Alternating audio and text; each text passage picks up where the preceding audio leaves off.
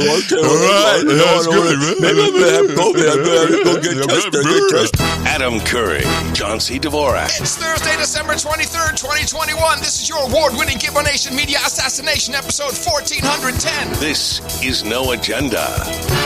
We're number one again, and broadcasting live from the heart of Texas Hill Country here in FEMA Region number 6 in the morning, everybody. I'm Adam Curry. And from northern Silicon Valley, where the river of doom is slamming us with rain, I'm John C. Dvorak. It's Crackpot and Buzzkill in the morning. What river of doom? Is that damn thing back? Third time. No. Yeah, every time it's been the river of doom. Oh, atmospheric. River of doom. River of doom. So what do you have, bad weather? Yeah, it's raining. Oh.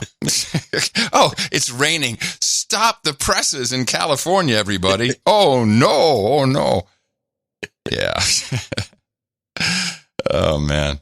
Hey, we don't have to jump into it just yet, but I do want to follow up on my opening there. I mean, once again, Texas is number one in the nation. We kick so much ass when it comes to COVID. We've really done it again. What?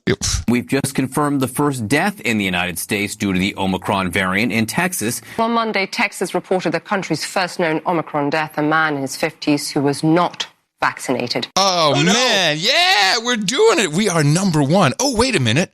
Let's call the Hays County Public Health Department. Let's just get a confirmation.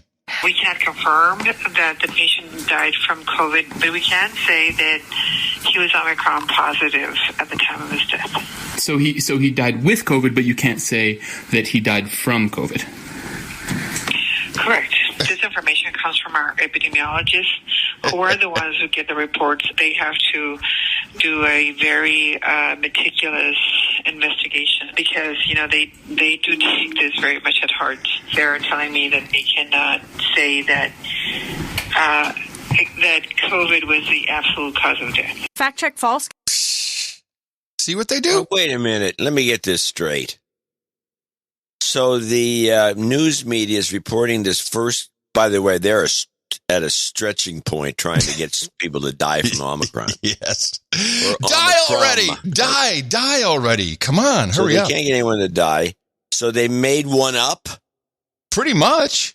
Someone died who had tested positive for Omicron. That's everybody. Or was, as she said, yeah, of course, Omicron positive. Which is a nice little term. Ooh, I like that. Omicron positive. Yeah, I'd like that too. Omicron positive. And so the news media and the BBC. Omicron positive. One of your better ones. Hold on a second. That's markable. Yeah, even the BBC got in on the action. Oh, yeah. Omicron. Yep. Oh, yeah. Omicron positive is killing people left and right. Here, ABC World News Tonight. Listen to the tease. This week, the COVID threat rises again. Omicron races across the country and Delta surges. We're watching the numbers as the holiday week kicks off. More Americans turn to World News Tonight with David Muir, the most watched newscast on all of television. Be afraid. They're really pouring it on. And you know what? I'm sorry to say, it's working. Of course it's working. This is what they do. I mean, even my own family, some of who have been vaccinated, had COVID. And now they were vaccinated and had COVID, or they vaccinated, COVID, then got vaccinated. Vaccinated, then got COVID. Oh, so it's that's more typical. A so-called breakthrough infection. Yeah. Breakthrough infection. And no, they won't hang out with each other for Christmas. Oh, no. Not going to do that.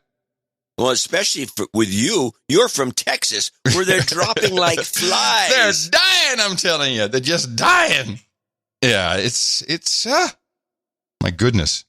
I had something on the natural immunity. Where was that? So unbelievable. let me see. Here, this is, just some basic background on Omicron that they still keep throwing at us. What don't we know, though, now that concerns you? And how concerned are you that the messaging out there that suggests that it causes less severe disease than the Delta variant, do we know that for certain? Or would you be prepared to tell people that there really isn't as much of a worry if you've been vaccinated about the severity of disease? We don't know that for certain. The preliminary data does tell us that while this virus, this variant, is a lot more transmissible, more contagious, some estimates saying 25 times more, the early data shows that it does causing a more mild illness course. And that is a good thing. But what does concern me is that we can't just put a stamp on this and say, hey, more mild means that it's going to be like a common cold and cause no problems. Because with that much infection, we can still overwhelm our hospital systems. How many people go into the hospital with a common cold? These days, hundreds of thousands. Entire families. Oh, we got the sniffles. Quick, Omicron. That's every email I get from nurses is, people are so freaked out. This is the problem. They have the Omicron. It's okay. I'll just say it. It's mild. And they get so freaked out. But what they're hearing, they en masse go to the emergency room. Yeah, that's a good way to bring down the healthcare system. Europe is the same way. Protests against COVID restrictions turned tense in London and in Brussels this weekend as demonstrators clashed with police. Across Europe, countries are battling to contain the Omicron variant heading into Christmas. The Netherlands has imposed its fourth lockdown, closing non-essential shops, bars, and restaurants. Denmark has shut down theaters, museums, and cinemas. In Germany, gatherings could reportedly soon be limited to up to 10 people, and some travelers arriving in the country must now quarantine for 2 weeks. The UK, meanwhile, is racing to give all adults a booster shot by the end of the year, but is not reimposing severe restrictions yet, says British Prime Minister Boris Johnson. Unfortunately, I must say to people, we will have to reserve the possibility of taking further action to protect the public. One event that won't be going ahead here in London is the annual New Year's Eve celebration in Trafalgar Square. Mayor Sadiq Khan announced tonight it will be cancelled to reduce the spread of the virus. So there's something beautiful happened last night in the UK on Sky News. Good old Kate there on Sky interviewed Gillian Keegan. She's the health minister for the United Kingdoms under the Queen, and she's also a member of Parliament, of course. And she was asked about the true severity. What are the numbers? And we're canceling celebrations. We're shutting everybody out. You can't go have fun anymore. Nothing great for the holidays. Just how bad is it? We know Texas had the first dead person. How are we doing in the UK, Health Minister? Can you just tell us at this stage, how many people are in hospital this morning with Omicron? There's 774. In hospital? Oh, sorry, that's total hospitalizations in the last 7 days. With Omicron, there's 10 cases with Omicron. Maybe going up to 11, actually. That goes to 11. Yet, but I think it's probably gone up to 11. How many deaths? The deaths were 100 and I don't have the actual from figure, Omicron. Oh, from Omicron. Oh, sorry, Kay. No, we don't have. We've had one death with Omicron so far. And how many of those 10 people with Omicron are on ventilators? I don't think there's anybody that I'm aware of on a ventilator with Omicron. Okay. Professor Whitty saying people should be prioritising... So what you're getting at is the severity of the... You're getting at the severity of the disease, which is one of the unknowns. There's 10 people in hospital, one of them's died, the other 10 are not on ventilators. Those are facts. Yeah, cancel Christmas. It's really unbelievable. Yeah, that's pretty much... I don't know what they're going to do about this. Well, we'll have to... And now there's assertions from all kinds of sources with some data to back it up a little bit. If you get a booster shot, you got within a 14-day period after the booster, your likelihood of getting Omicron goes through the roof. It goes through... Really? Yeah, because so they're not counting anyone as boosted until it's 14 days in. because you get the booster and you're wide open. Of course. I guess it shuts down. I guess at that point your body's going, hey, I don't know what the hell's going on with this crap, so I think I can turn my immune system to low. Well, all the more reason to boost some people. Kill them off. Let's see. Israel. Well, we're talking about, I want to get this clip out of the way. Okay. This is the kill them off clip. This is the Tedros clip. Oh, yes. Okay. Sure. That's going around. I think it's a fake. No, I can tell you exactly what it is, but we'll see. What do you title it? I titled this Tedros. Maybe I didn't save it. I have a feeling you did not save it. I don't see it on here. Unless I misspelled Tedros, which is not out of the ordinary. It's okay. I have a copy. Okay, well, just play yours. And I can tell you exactly what he said. Of its benefits, especially with elderly groups, senior citizens, especially above 65 and above 60. So if it's going to be used, it's better to focus on those groups who have risk of severe disease and death, rather than, as we see, some countries are using to give boosters to kill children, which is not right. You think it's fake? No, I can tell you exactly what happened here. It's not fake. I'm just saying that it's going around. The Instagrams is where it really blew up. Oh, yeah. Everyone's claiming and this. It's like, I look at it, I watch his mouth. I say, this could be. I mean, obviously, it's not that even the truth wants to come out. It was just some flub if he said it. But it just looks to me, it still looks fake to me. No. Here's what happened. He's reading, and he's from Ethiopia, and he started pronouncing children as children. Children. That's what happened here. I've analyzed this. I've broken it down into the waveform. Play it again. Play that segment again. Yeah, that's what I'm doing. Risk of severe disease and death, rather than, as we see, some countries are using to give boosters to kill children, which is... See, he stops to correct himself from the children. It was like a chouse, one of those moments. Believe me, I want the guy to be honest and tell us that he's killing children. But sadly, we can't do it with this clip. It's just a prompter flub. It's a shame. It is a shame. Okay. My COVID clips are often local. Oh, let's do them then. Because people don't realize. I mean, the locals are doing the same number on the public, and I think they're doing it naively. They don't, they're all in, and so this Omicron thing. Nobody wants to talk about the reality of it, and they suggest the reality, but it's like it's too unbelievable. The reality of Omicron is too unbelievable.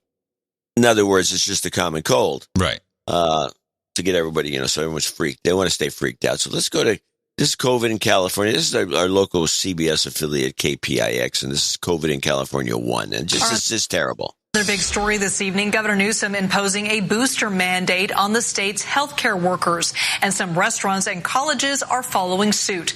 KPIX5 reporter Max Darrow is on campus with more. COVID-19 booster requirements will soon start to pop up in places all throughout the Bay Area. The Cal State University system just put a booster requirement in place, and there are some restaurants in San Francisco that are putting their own booster requirements in place as well. The CSU East Bay campus is quiet, with most students off for the holidays. But when they come back to campus for the spring semester, they, along with faculty and staff, will have to be boosted if they want to access facilities in person. I haven't taken a booster yet, but I'll definitely get one soon. Elijah Canary is a second-year student. He says all of his classes will be in person next semester, a first for his college experience. I'm pretty excited. I've missed interacting with people. The CSU policy calls for booster proof by February 28th, or 6 months after a person got their final dose of the original vaccine. I do think it is a good move that's being done by our school, just because with all that's going on, this just gives an opportunity for us to feel a bit more safe. Wow, not to interrupt your flow, but do these people realize that other countries are already going to the 4th shot and that they're going to have to do that too? Or do they think that Omicron is different in the U.S. or California than Israel? How should I know? Well, I'm just asking. I'm guessing. I'll guess. That's what I want. I'm guessing that they're too stupid to make any assumptions. Or captured. Mass formation. Well, it's just Well, I'm going to skip, since you interrupted my flow, I'm going to skip to a clip. This is on ESPN because, the sports teams are going down left and right. Yes. They're all boosted. Uh-huh. And so I just wanted, this is what the mass formation really looks like. This is on the show, Pardon the Interruption with Will Bond and Tony Kornheiser. And this, the key here is listening to Tony Kornheiser express a view that I think is not unusual. This is under Kornheiser. So this is not sports. It has nothing to do with sports, but of course, everything to do with sports for those of us who pay attention as closely as you and I do. Betting. Yeah, I'm afraid I'm not going to have anything really smart to say. I'm actually sort of baffled by this. I thought with the vaccines that it would curtail the spread of the virus. Now I read that the vaccines are waning in power and people are recommending booster shots immediately. Look, Mike, I'd take a shot every Monday morning if they told me that's what I'm supposed to do. Oh, okay. Well, that settles it then. The stupidest people in the world are actually on television. I take a shot every Monday morning if they told me that is what I'm supposed to do. Das ist the orders. So what they tell me, that's what I'm supposed to do. Yeah, you're right. The stupidest people are on television. We already knew that. Anyway, I just found that's a clip that I had to. Yes. I would have brought that clip on a couple of shows ago, but then Disney and YouTube TV had a big they had a big fight. Yeah, they pulled it all off. So they took these clips. They took my clip. My clip is gone. Your recordings? They took your recordings off? Yeah. Oh, wow. Oh, wow, I said it. Oh, wow. Wow, groovy, man. Yeah, okay. Right on. Right on, baby. So they took the where's my recordings? And so when they reestablished their relationship, the recordings all reappeared. Oh, well, that's cool. Yeah, that's what I thought. So that was cool. So I grabbed it real quick. That was a great dispute between Disney and YouTube. I followed that. That was fantastic. I don't know what the dispute. Money. Money. Oh, it's always money. Yeah, ESPN wanted more money from YouTube, and YouTube went, no, we're YouTube. And then ESPN went, suck it, bitch. And then YouTube went, okay. Because ESPN, there's nothing. You can't be an all-television service provider like YouTube Enhanced or Premium or Prime or whatever it's called without sports, without ESPN. It's the only thing keeping cable alive. People pay $7 a month for ESPN, whether you watch it or not. And it's not even that good anymore. No, it's Wokevision. One thing, they do have the following leverage, because somebody pulled a fast one at ESPN, and they grabbed pretty much all the college bowl games. Ooh. Yeah, even though most of the bowl games are stupid. It doesn't matter. At least they're on. At least they're playing. But they're playing these football games constantly, and you can't get them on regular TV. I think the regular TV will have the national championship game, and that's about it. Do you know that in 1996, when we were pitching companies like Reebok and everybody on the internet, that was part of the pitch. Hey, man, imagine you'll be able to see your home team playing. Okay. It's still on ESPN, but the streaming is happening. We fulfilled a dream. Well, you have to say NBC Comcast Sports has scored by getting a lot of home team stuff, literally home team stuff put on these little sub channels, and there's a term for it. But anyway, let's get back to the COVID. Yeah. That's more important. Yeah, of course it is. Let's get back to COVID in California. This will be part 2. California healthcare workers are also up against the clock when it comes to getting a booster shot. Governor Newsom says they'll have until February 1st to get boosted, or they'll have to undergo weekly COVID-19 testing. We recognize now that just being vaccinated, fully vaccinated, is not enough with this new variant, and we believe it's important to extend this requirement to getting that third dose, to getting boosted. And at Zuni Cafe in San Francisco, they'll be checking for booster proof starting on December 29th. If someone is eligible for a booster but hasn't received one, they won't be able to dine inside. If somebody comes in with their second dose of a Moderna vaccine, that's 5 months previous, that person's not required to have a booster to dine with us because they're not eligible to have a booster. It's only the people that are eligible. We want them to come up to the highest level that they're eligible for to come inside. Max Darrow, KPIX 5. You know, this is not a mess. I think this is by design. Get different levels of people inside the willing. You know, we've got our lieutenants, our captains, and our plebs who are only double jabbed. Create a hierarchy, a little class system. Are you triple boosted? No? Okay. Can't come over. That's an interesting theory. There's something, yeah, maybe. Well, like most people do, they just take a picture of somebody else's card and then show it. Show it on their phone. You can't read it anyway. That's the way to go. All right, part 3. We'll take a look at these long COVID testing lines across the country right now. With the threat of Omicron and Christmas just 3 days away, many people are wanting to make sure they are healthy and can gather safely with loved ones. Wait. Stop the clip. Okay, are you all right? So there are people that they're not sick? They want to make sure they're healthy. But so I'm standing there, I'm doing 40 push-ups. I'm, doing some jumping jacks. I'm doing some pull-ups. I wonder if I'm healthy. I think I'm going to go get tested. What kind of idiots are these? You're either healthy or you're not. You know if you're healthy. These people should be on television.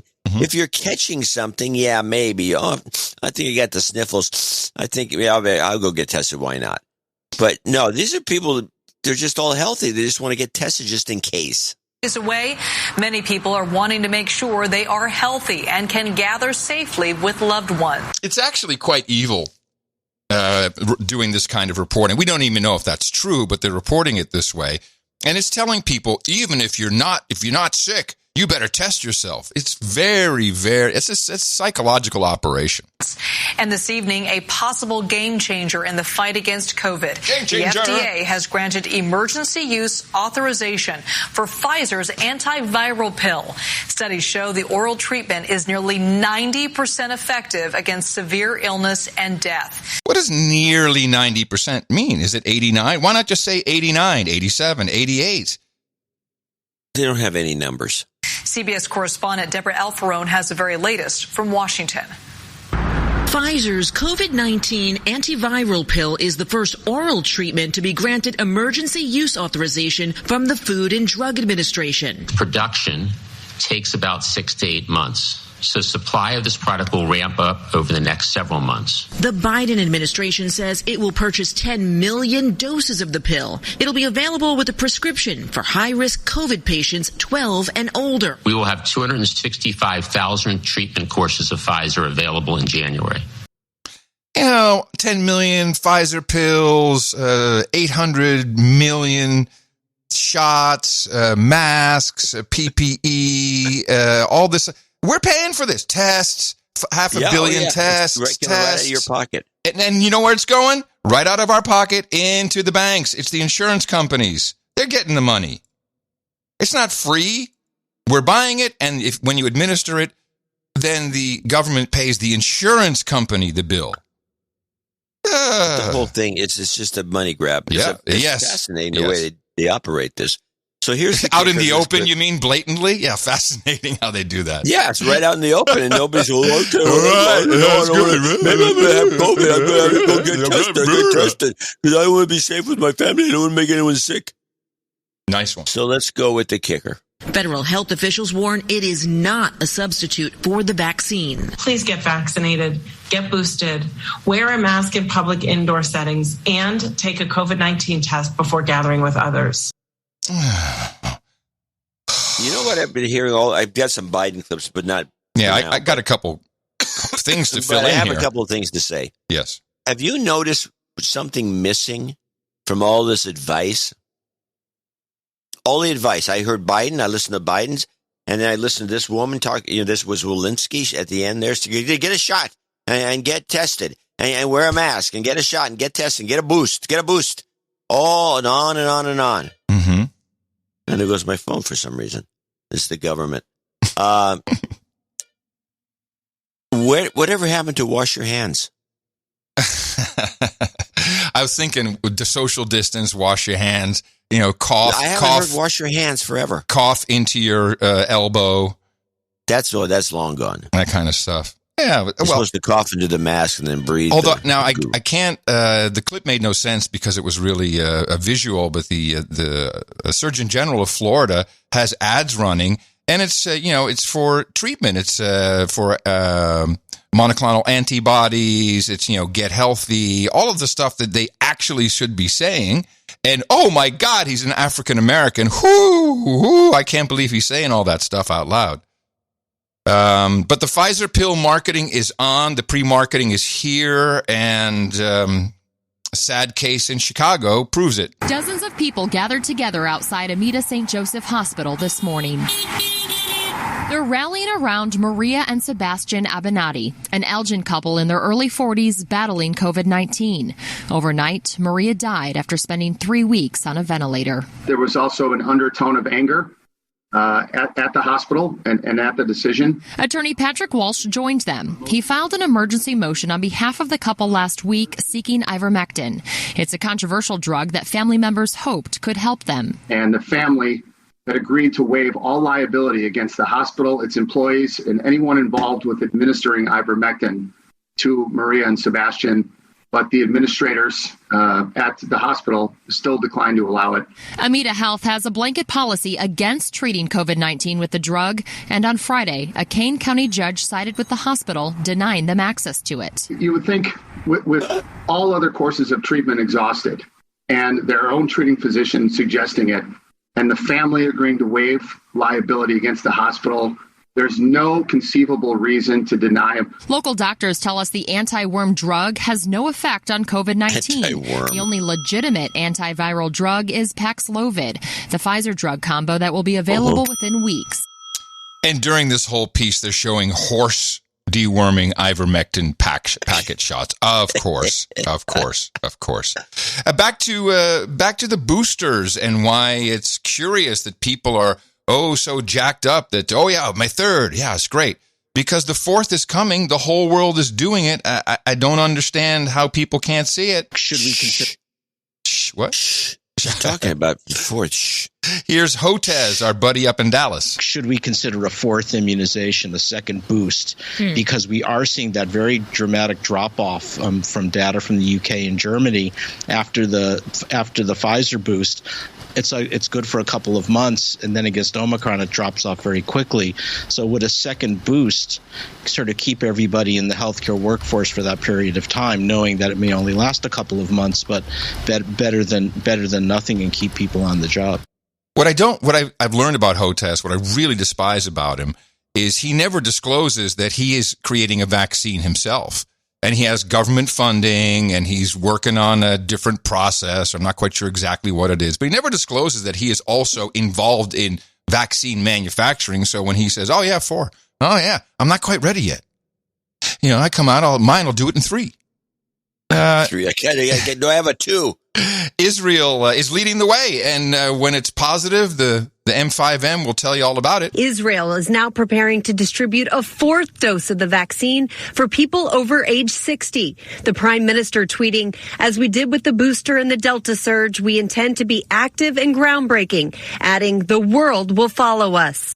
Australia locked down, didn't let COVID in, didn't let COVID out, locked their neighbors out of their family homes in 10 miles across the state line. Yeah, how'd that work out, Australia? What are you going to do about it? Therefore, we are now announcing changes to our vaccination program, specifically in relation to third doses. A third dose of the COVID-19 vaccine will now be mandatory for all eligible workers in industries covered by a vaccine mandate. This means under the mandate, workers will now be required to have a third dose within 1 month of becoming eligible. Currently, more than 266,000 people are eligible for a third dose, and so far, 89,927 people have received their third dose. Wow. Everyone is strongly urged to receive a third dose when eligible, even if they're not covered by this policy. I repeat, we're trying to boost the number of Western Australians who will get their third dose because the health advice confirms the extra dose is far more effective against the Omicron strain compared to 2 doses. Yay. So, okay, I think we should do, I'm going to stop right now. Okay. We'll continue with the clips, but we have to, right now is the time. Okay. Name a month where in the United States, we already know about the 4th dose coming in Israel. There's a 4th dose will be here. I want to predict the month when we first, or actually not just in the United States, but anywhere in the world where they first mention 5th dose. Okay. What do you think? It has to be Israel. That's Pfizer's I don't petri think dish. it's important where. I just want to, when we first start talking about it. The month? Yeah. Now this thing should be completely blown over April, May. Okay, so March. The Ides of March, March 15th. Put it in the book. March 15th, booster, shot 5. 4 if you took J&J. I am going to push that to April 1st. Okay. April Fool's Day. You're taking a 2-week under over on me? Yeah. Okay. I know it's chicken shit, but I could go the other way. That's okay. But it's an April Fool's Day. You do just to make a mockery of it all. Yeah, that could be fun. And it'll be. Oh, it's over. At the 5th booster did it. That's my prediction. I like that. And but there will be something in the meantime that is happening, which is the test to stay. Well, that's a moneymaker. When we're going to get into that. But right now we're looking at really solidifying the infrastructure that is necessary to track the compliance of the mandates. So and what I mean by that is what's happening in the European Union. So we have Germany, Austria, the Netherlands, Belgium. Some of them have additional lockdowns, curfews, etc. But it's all based upon your vaccine status. Now you have to have a booster. This needs to be tracked. 2 quick examples of what's happened. It's exactly the same in the United States. Exactly the same. The same things are closing. Everything that tastes good to eat or to drink or is fun to watch, no, you can't have that. Join other cities. So beginning on January... This is District of Columbia. 15, 2022, certain establishments will be required to verify that their patrons 12 years old and older have received at least 1 dose of the COVID-19 vaccine. Okay, this makes no sense to me. So they're locking down DC fun times. It doesn't happen until January 15th, even though Omicron spreads 25 million times faster than Delta. Well, hang off. We got a couple more weeks. And then when it's that time, you only need 1. When we're now talking about 4. You've been pointing this out over and over. And I agree. If this is such a crucial emergency and all hell's breaking loose, why are you putting off the date? Shut it down now. Let's check out what is being shut down. With that announcement, the district will join other big cities like Los Angeles, New York, Boston, and Chicago, requiring proof of vaccination to go places like restaurants, gyms, and music venues. The district has seen a staggering number of new cases each day for the past week, 9 times more cases per day than a month ago. Today, huge lines formed at the 8 libraries where the district is handing out free rapid test kits. Beginning January 15th, you'll need to show proof of vaccination to go to places like restaurants, movie theaters, entertainment and sports venues, bars, and gyms. Oh, by the way, the traditional year-end big soccer match in the Netherlands, it's not canceled. There'll just be no one in the stands. We can still give you a little bit of entertainment on TV. There will be gathering places that will be exempt from the vaccine requirement, this is like interesting. Houses of worship, museums, grocery and retail stores, universities, and offices. That's interesting. They've given up on the churches. I think that's showing that they're not really sincere. But in Chicago, Larry Lightfoot, the mayor, who soon will be known as Bald Larry, I believe violated the Nuremberg Code with the following 28 seconds. If you have been living without having a vaccination, it's time for a change. If you wish to live life as normally as possible, with the ease to do the things that you love, you must be vaccinated in the city of Chicago starting January 3rd. This health order may pose an inconvenience to the unvaccinated, and in fact is inconvenient by design. Is it not so that according to the Nuremberg Code, there can be no coercion?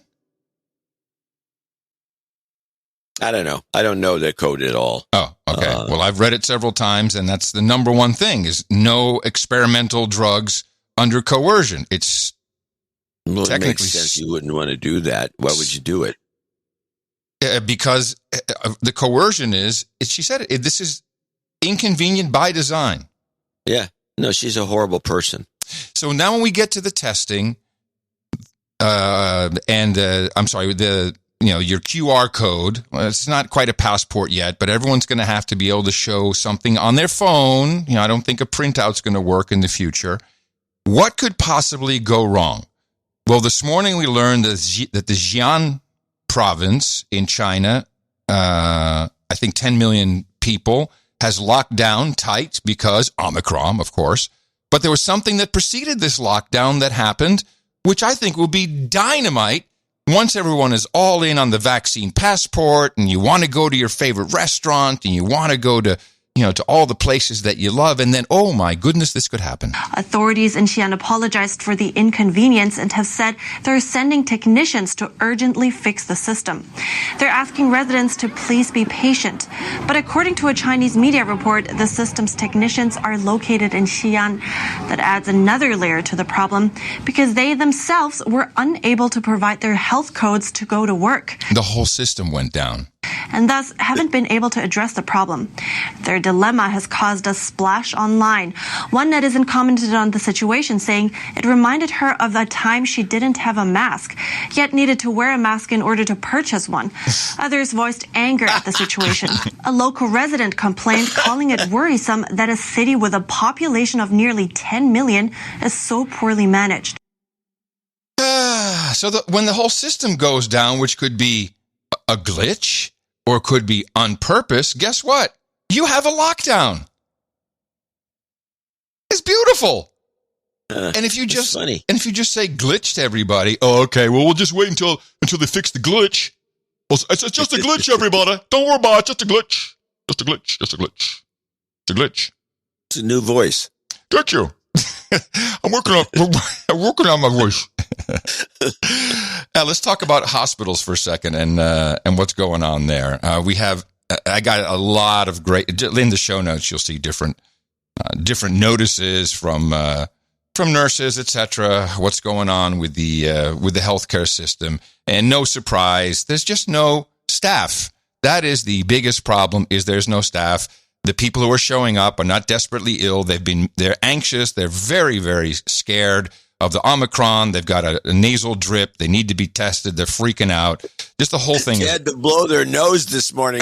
Oh my God! Let's go to the hospital. Did you have to blow your nose? I had to blow my nose. Oh my God! Let's go to the emergency room. Yeah, it's truly that's sad. So first one. I'm only going to read one here. Very, very interesting note from producer Maria, who's been in the vaccine injury movement for over a decade, and says, I need to point out some key pieces of information that people are missing. Why are we mandating children to be vaccinated? Do you have any idea, John? Why the answer sounds obvious. Well, it's to protect the older people in the family from getting sick. Yeah, exactly. No. The incessant push. No. Here it comes. I'm quoting. The emergency ends. The emergency. That's the whole emergency of emergency use authorization. Emergency ends when the vaccine is placed on the children's schedule. You ready? Because I'm there. I'm already there. Then the liability is shifted to the National Vaccine Injury Compensation Program, which dates back to the PrEP Act. So this is the perfect way for them to dump any liability after emergency use authorization expires or is no longer valid. It's sick. And I believe it. I don't put it past these people. Well, they already don't have liability, so I don't get that part. No, emergency use authorization, they have all kinds of protections. Yeah, but even so, the vaccine itself, because the super fund that was developed just specifically for the Pfizer was for the Pfizer, and the emergency use is kind of off with the community, which is what they're calling it now. I think, yes, and I think it's a lot better. But they don't need the other fund was they were worried that was going to get wiped out, so they developed a super fund for this thing. Yeah, and it's in play. I don't see the super fund can go back to the owners of the money. It now comes out of a whole different pot. So give me my money back. Phew, that was good. No, I think this is very beneficial. No, I don't know. It seems sketchy. Well, we'll get I thought they were pretty well protected to begin with, especially in other countries where they own the military.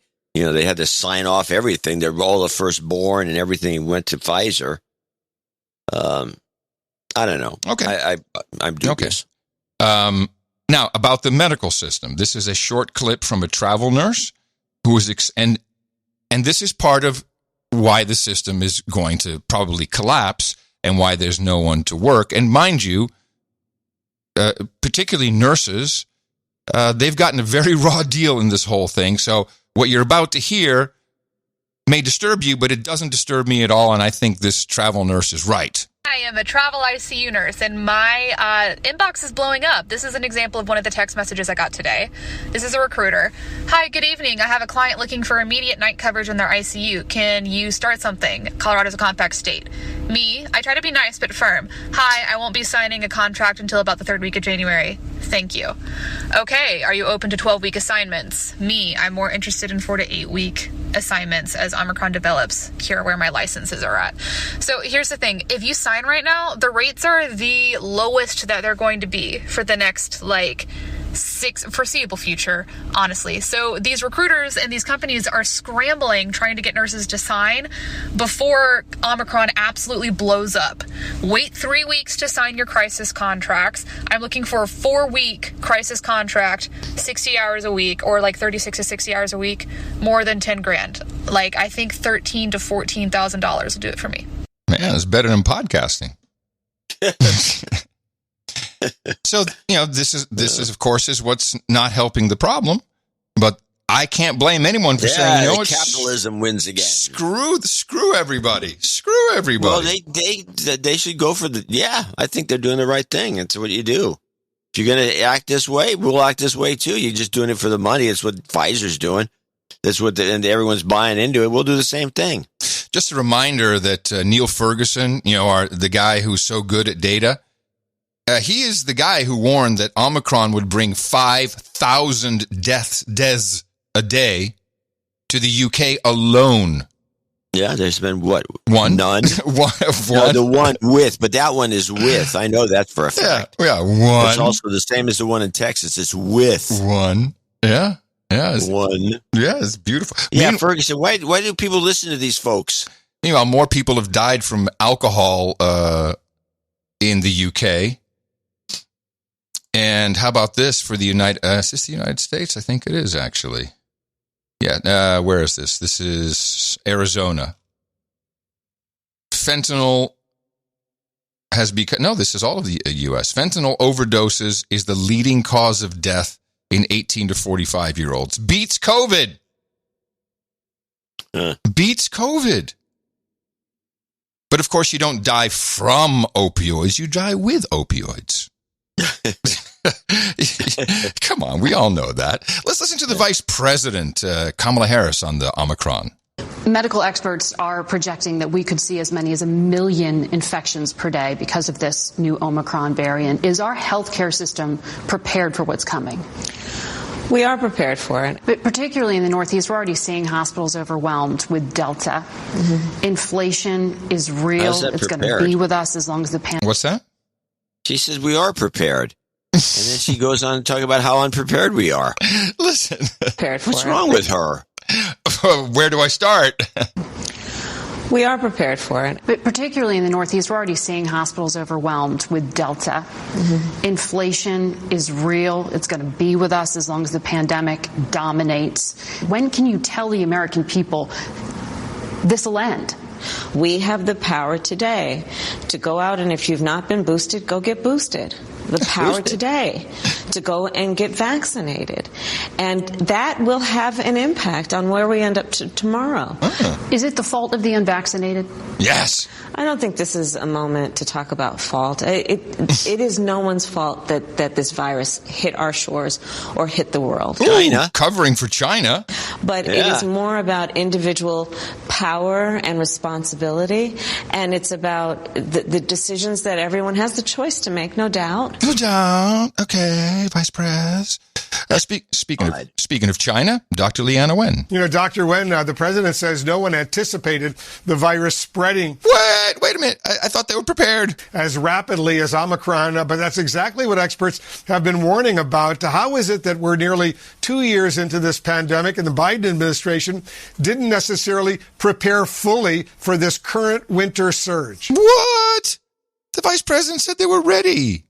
Right. So I want to agree with Andy on some points, which is that I thought that this speech was very good in explaining where we are and also specifically reassuring the vaccinated that there aren't going to be more restrictions placed on them, that we're not going to have lockdowns, because frankly, lockdowns are a blunt instrument that should be used only when there's no other choice, when we are having an existential crisis, and we're not there yet. But I also think that this speech today was really reactive. It was responding to the crisis that we're already facing, as opposed to acknowledging that we could have predicted and did predict. Many of us did predict that we would have a winter surge, even though we didn't know the specifics of Omicron that was going to come our way. We did anticipate that there were going to be other variants. And for more than a year, many of us have been calling for a significantly ramped up home testing that we were nowhere near. And even if we did not have Omicron coming into this holiday season, just with the Delta variant, we would be at this point of having this substantial testing crunch. And what I'm really concerned about is 500 million tests that President Biden announced. Sounds like a lot. It's actually very little. We need to have enough tests for every American family to be able to test twice a week if they so choose. She has such an annoying speech pattern. She'll end. She ends a word. It's a kind of a. It's like a tick. Before it's an educated Asian speech pattern. California has a lot of that sound. But it's at the end of a sentence. It's the same as the woman that the woman that's in the morning show. That Chinese woman they brought in as kind of a token. No, she's more than a token. I see Hollywood doing this too. They're playing Chinese people as bad people. No, and I think they are. There's two things that, not to go on decide with the analysis of television and movies, but I've noticed a couple of things over the years with television. When they have to put a Chinese woman in, they make her a bad person, somebody you dislike, and they do the same thing with black women. They move black women into different roles, and they always play like they moved them into NCIS LA. They move a black woman in there. She's now the boss, and she's a hard-ass jerk. You don't like her. They did the same thing with Castle. They moved a black woman into the chief's job. She was a jerk, and you didn't like her, and she was a real jerk. And they're doing this on purpose. And while the black community, there is such a thing. The blacks just say it. Bitch and moan about white supremacy. They don't say jack about this. That's very interesting analysis. Well, she may be someone to follow Fauci. You know, she's got more or less the right profile. But just staying on testing for a second, and I know you have Biden. I have one testing clip. Is it from Biden? Because that's what I have. No, I have a testing clip that's just about testing. It's got a little kicker on it. It's testing. Testing. I don't see a T for testing. Did you forget your T's today? No. I don't see testing. Hold on. I'll play my. It might be under COVID testing, but I'll play my my Biden. Yeah, COVID testing. Oh, I'm sorry. I see it here. As we get closer to Christmas, demand for testing is surging. Lines like this one here. Demand is surging. What kind of, but really? Lines like this one here at this Washington, D.C. testing site are long, and lines like this can be seen all over the country. Yeah. We are expanding our testing capacity. Washington, D.C. is one of the latest cities to require vaccines for people 12 and older at indoor venues. The demand for vaccinations and booster shots has also caused long wait times heading into the holiday weekend. I'm getting my COVID shot, second one. Oh, you had to put the abused child on it, didn't you? That's the reason for the clip. Oh, it's horrible. A little kid comes on, I just got my shot, and I'm going to get my second shot any minute. But wait, why was that in the testing clip? They just threw it in gratuitously. I don't even believe those people are in line for tests. I don't believe there's this big demand. I don't believe it. I don't believe it for a second. I talked about this, remember last year, March, April, Berkeley had a drive-through testing thing. Yeah. I would drive past that thing once a week. Nobody was in line.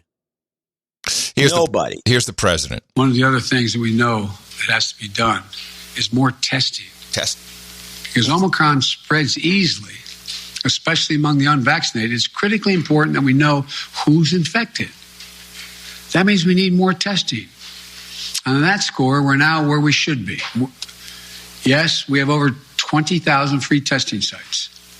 Yes, we've used the Defense Production Act and spent $3 billion to greatly expand the number of at-home tests available for purchase online and at your local pharmacy. And yes, we made sure insurance covers the PCR tests you get in the hospital or at your doctor's office. But starting next month, private insurance will also cover at-home testing. So you can order a test online and get reimbursed. That's right. Buy it with your own tax dollars. It's going to be a bonanza. So that's all coming. And I'm just waiting. Where is Bill Gates with his testing company? They haven't pulled the trigger yet. He bought the company with George Soros. I think it was a lateral flow test, rapid test. We need to see you, Bill. Come on, uncloak, because that's the biggie. Maybe they're just waiting. They're waiting to see if Elizabeth Holmes gets thrown in jail for her testing company. Yeah. Hey, we can't talk about... Oh, before I continue, did you see the open letter from the British Medical Journal to Mark Zuckerberg? Yeah, I think I did. I mean, it was about their fact check. Yeah, no, they reamed him. Yeah, I'm sure he was very upset. All right, people can look at that in the show notes if they want to.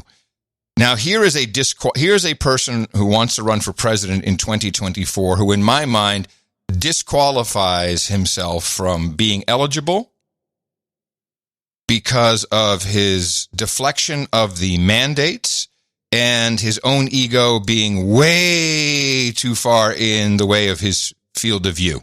Candace Owens sat down with the president, and Candace didn't do well on this either, and asked about the vaccine mandates. In terms of big pharma, which is a huge topic on the minds of mothers, especially. You're seeing what's happening at these school board meetings. Where do you stand on these vaccine mandates? And obviously, I know that you are pro-vaccine. Obviously, you did everything you could to get this vaccine out. I know where you stand on the vaccine. It was one of the greatest achievements. We did it in less than 9 months. To be able to do that. Yeah, but now it's taken a twist, right? It's gotten, now we went from, this is a good thing and people should have this option, to military men, you're going to have to resign because you're not getting this vaccine. Where do you stand on that? Well, I stand on, forget about the mandates, that people have to have their freedom, but at the same time, the vaccine is one of the greatest achievements of mankind.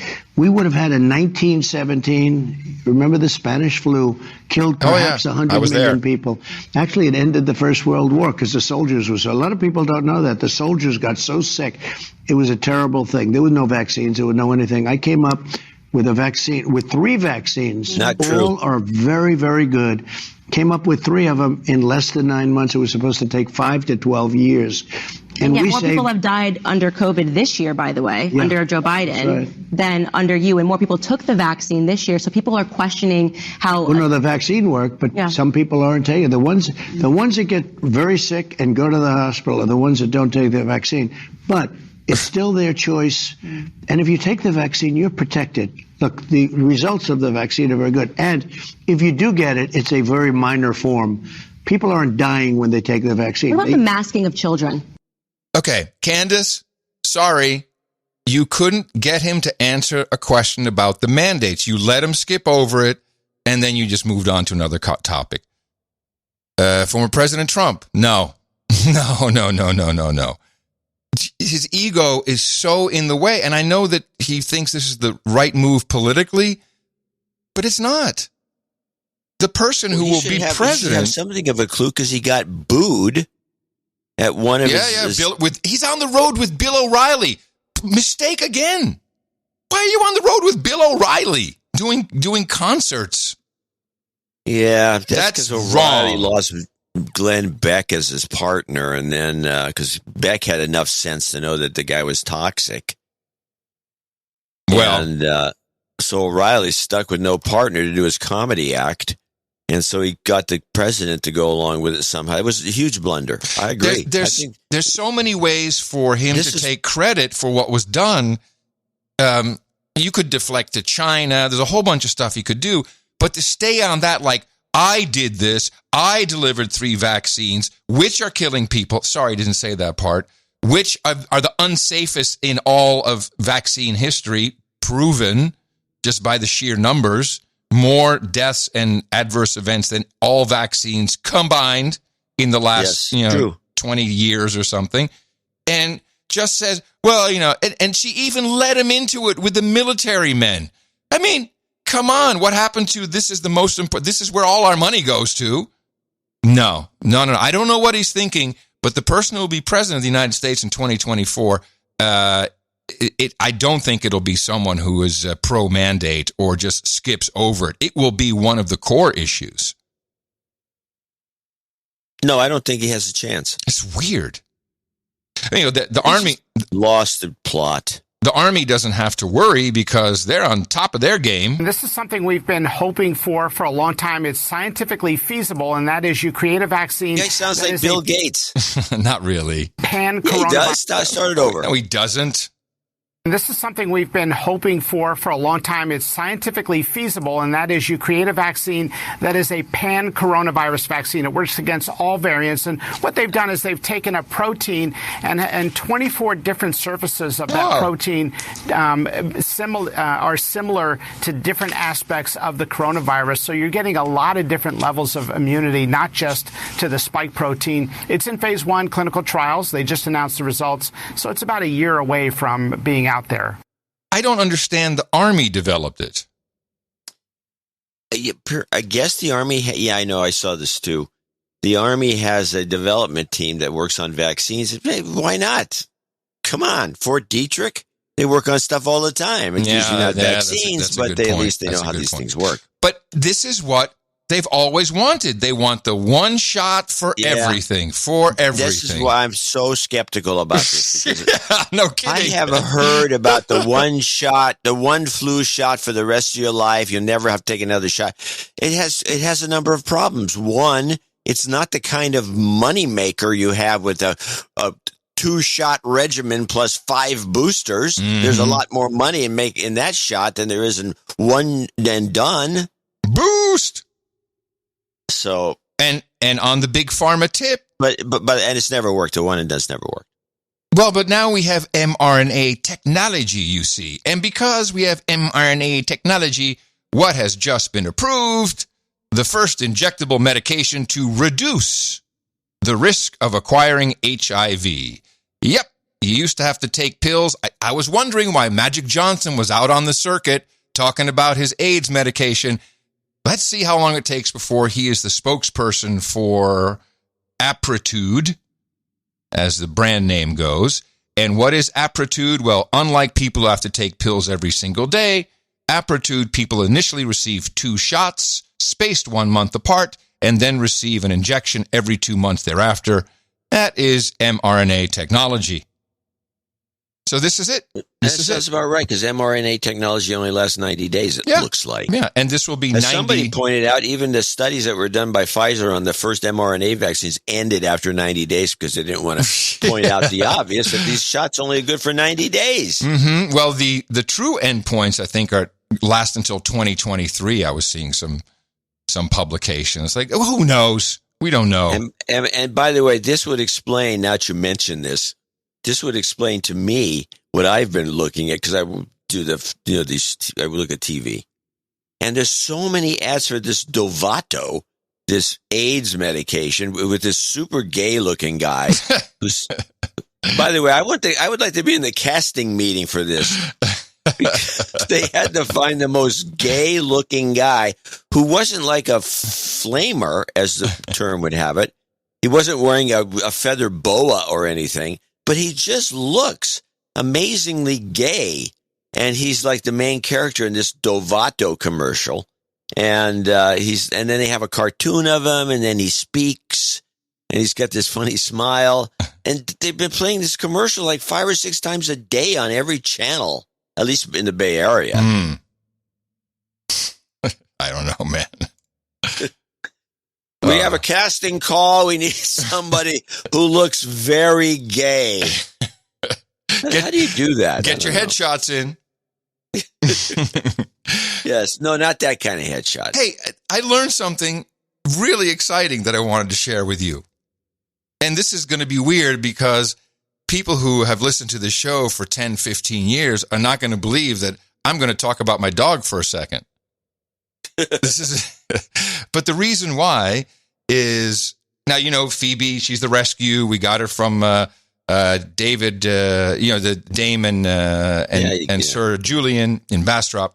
Yeah, they suckered you. And we're trying to figure out, what is her breed. And she looks like a Labrador. We're not quite sure. Mix of stuff. It looks like a Labrador to me. White lab. They exist. Right. So we finally get to see the vet that I wanted to see. I wanted to ask him this question. It's a pretty well-known guy in the hill country, does all kinds of farm animals, knows ranch dogs, everything. He looks at her, goes, Akbash. I said, what? Akbash. Oh, really? He said it could be I said, I have to look at the pictures. Could be an Anatolian. Anyway, forget about it. No, he's not. We had an Anatolian. He's not an Anatolian. This is an Akbash, which is a Turkish shepherd dog, Akbash, like Alu Akbash. It's from Akbas in Turkish, which means whitehead. And there's the... I don't think so. What do you mean? That's what the Wikipedia says. The fuck are you talking about? I'm looking at the Wikipedia pictures of the Akbash dog, and he's got a furry tail. Yes, that's what she has. John, I've been doing research for the past 5 days. Ears than your dog. No. John, look at all... Don't look at just the Wikipedia Akbash. It is her. She is an Akbash right down to the white eyelashes. Oh, she has white eyelashes? The whole thing.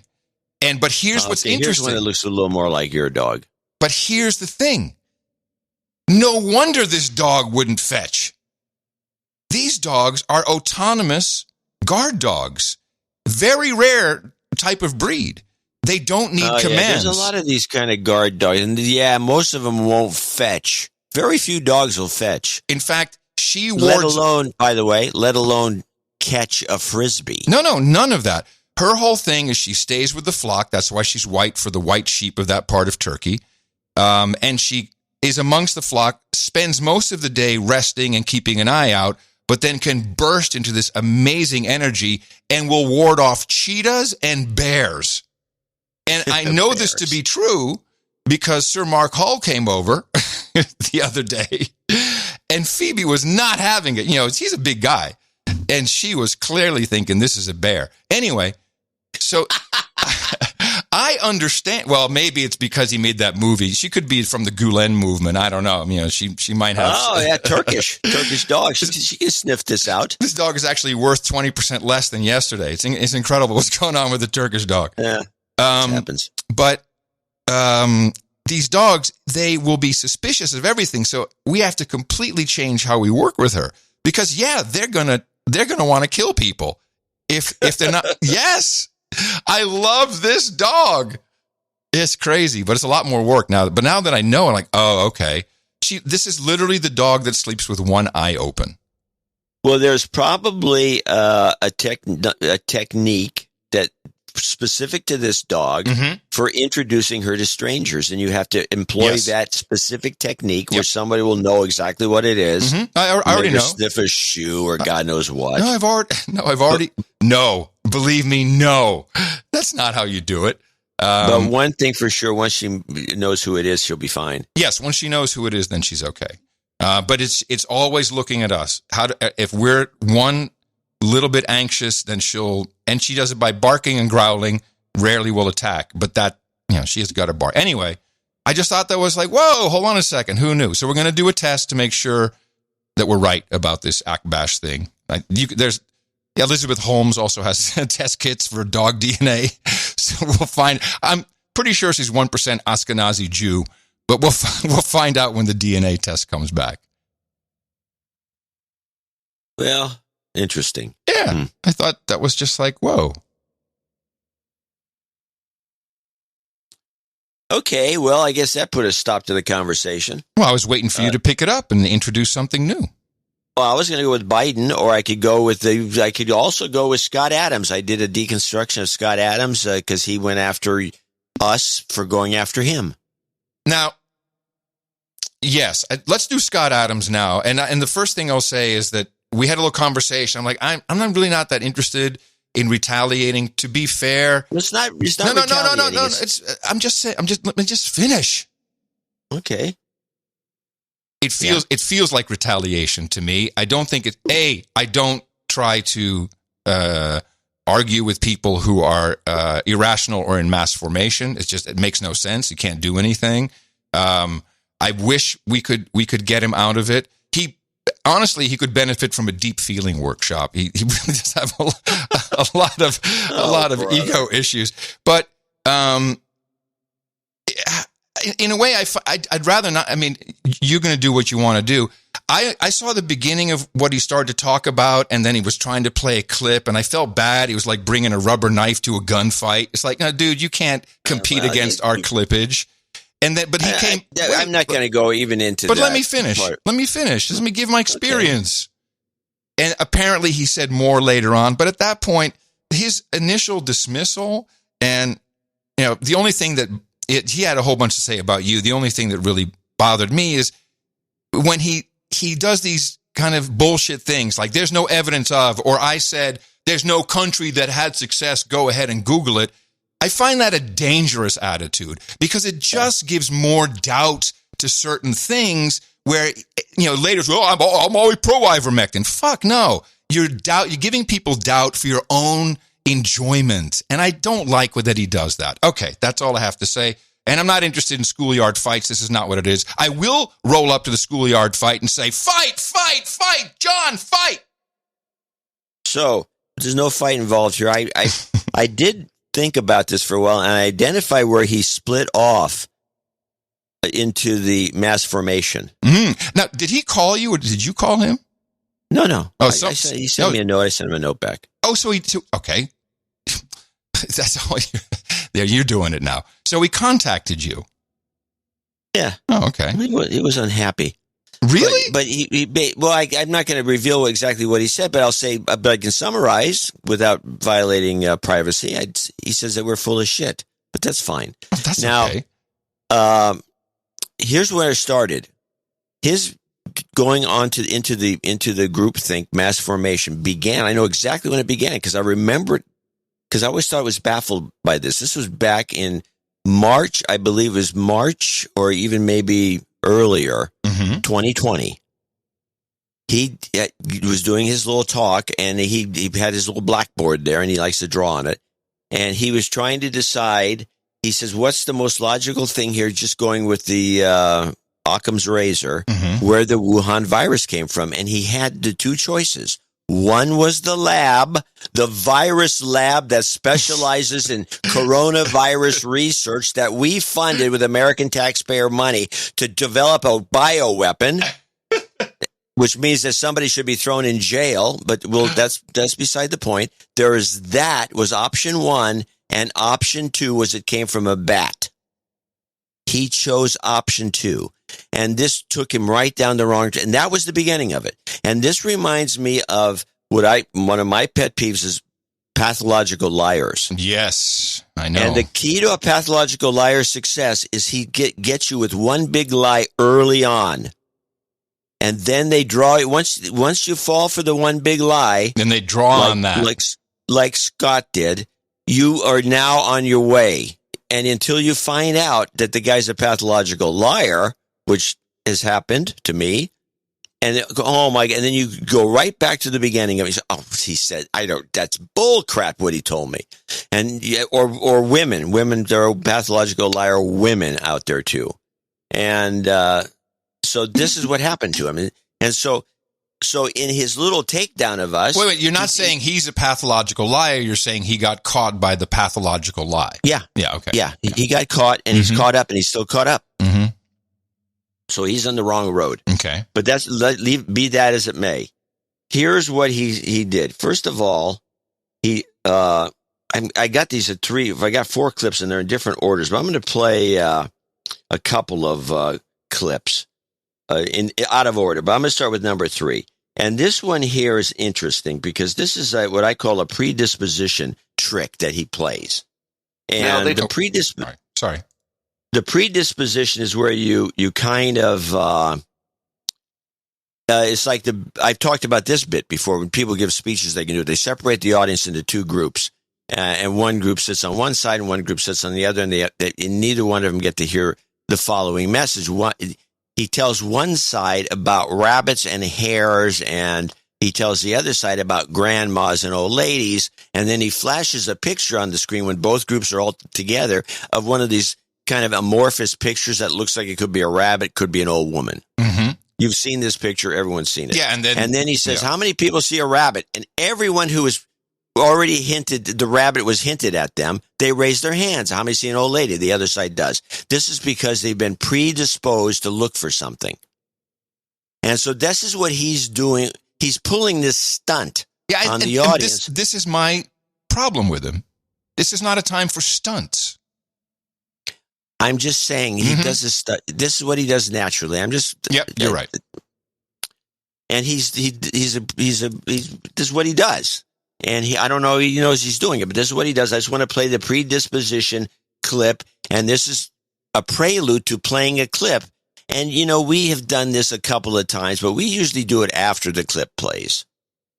Now, they took on my opinions on ivermectin, vaccinations, and about the mass formation psychosis. But I want you to listen to it. I'll play just one little part of it. And I want you to listen to it so you can learn to spot cognitive dissonance. Now, the first question is it me? Because that's part of their claim, is that the cognitive dissonance or the hypnosis is affecting me, and that's why my opinions don't make sense to them. So, how would you know who is in cognitive dissonance and not? I'm going to teach you this over and over again, because you have to see examples of it before you're good at it. The first thing you do is look for the tells. All right, here's one tell. The over-laugh mocking. All right? An honest mocking would be somebody just, laughing, and you say, oh, this person is really amused. That's pretty funny. But the over-laugh is this kind. He says X, ha ha ha ha ha ha ha ha ha. Sort of like a Larry David almost comic laugh. So you'll see that tell in some of it. And again, I'm sure they have genuine laughs, but it doesn't even sound genuine when you hear it. It sounds like trying too hard. I have a response to that when you want. Well, my response to that is, first of all, laugh or not laugh, what's that got to do with cognitive dissonance? But this is trying to, again, predispose you into looking for something that's not there, and then making you make the connection with cognitive dissonance when it's not got nothing to do with it. But that's fine. Your take would be what? If he was honest, he actually listened, the laugh that he played as a clip, he stepped right on a punchline. The next line was, you couldn't have scripted it better. That's what the laughing was about, because we were talking about whatever it was. His first word fit perfectly with your last word. And he stepped all over that punchline and then called it a tell. Okay. Well, I'm just pointing out. But you're absolutely right. What he's doing is he's setting it up and saying, in essence, I don't really know what their real laugh is, but anytime they laugh, it's a tell. Now, the second clip, which I had here, is number 4. This is his hypnotist complaint, and I have an answer to this I just wanted to mention, and you should play this. Here's another tell. Mocking my credentials, specifically the credentials as a hypnotist, without actually having a specific complaint about it. Oh, he's a hypnotist. Oh, well, I guess he keeps mentioning that. Right, but what does that have to do with the argument? It's actually useful context, because a lot of people are new to any live stream, right? You have to give the context. I actually meant the hypnotist thing was mentioned in context of the fact that a hypnotist can be hypnotized. That was very contextual. So I don't know what he's talking about there. Now dropping those 2 items, so let's go back to now this is an earlier clip. This is when he starts off. This is not early in show, but this is Scott Adams' intro to the segment. How many of you have listened to the No Agenda episode, a very popular podcast with Adam Curry and John Dvorak?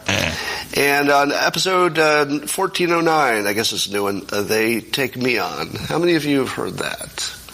Their criticisms of my opinions. Now, the take on this is that they destroyed me, if you look at the comments. So let me give you some context, and then I'll tell you why this is fascinating. Now, it's not just fascinating because it's about me. It makes it a little more interesting for me, I guess. But here's what you need to know. Number 1, I like these guys, Curry and Dvorak. I've known Dvorak for, 1,000 years or something. Wow. And I like them a lot. Generally, we're very close to the same opinion on all kinds of stuff. Not everything, but generally. So I would say that they would be closer to my, view of life than a lot of people. And that's a compliment. Okay, so he does a little chuckle at the end. Now, that was kind of interesting in light of what he said at the very beginning of his show, which has nothing to do with us. But what you just heard is a reflection about what you're about to hear when he goes and he does a discussion of Biden. And just listen carefully to this, and I think he's busted for this, by the way. This is Scott Adams' intro to a segment. I'm sorry, no. This is Scott Adams' early in show. This is the last clip. This is at the beginning of the show. Listen carefully. All right. I'm going to give a little kudos to Joe Biden. Now, for those of you who are not long-time listeners, I remind you of my technique. If you want to criticize someone, you should also protect yourself from confirmation bias and cognitive dissonance by saying as many good things as you can about the subject of your criticism. Oh, good. What's interesting is we did the same thing without being trained hypnotists. When we started the segment, we said, we like Scott. Yeah, we did the same thing. That's actually how we did it. We did him.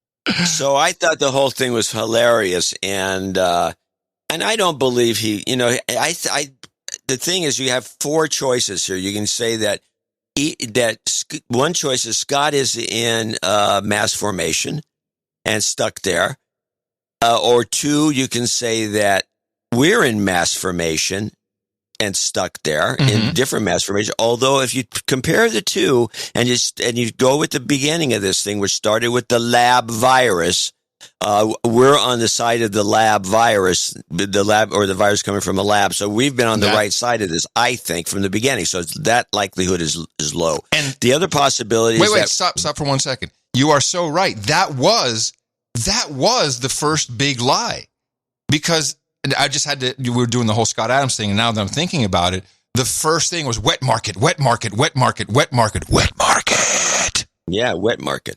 That was the first big lie. And like Scott Adams has ever eaten at a wet market, has ever even gone near one. It stinks, so. I can tell you that much. So, or the other possibilities that all of us are in a mass formation, 1, 2 sides, or none of us are. So there's 4 possibilities. The only one I see that's logical, because of the first big lie and Scott buying into it and still buying into it, he has never gone back to reevaluate that first big lie, the wet market. He's stuck over on that side, and that's the way I see it. He is in denial, and that's fine, and he'll stay in denial until he snaps out of it, which I think he will. You don't think he will. And that's where I'm leaving it, and we don't need to discuss this any further. No, I do need to say one more thing. The only thing that was not resolved is that mass formation, which he said he reviewed, said it was false, that I said that he hadn't reviewed it, and then he went on to not explain it correctly.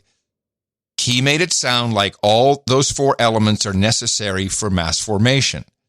And he went on to discredit each one by saying, we already have that, we already have that, we already have that.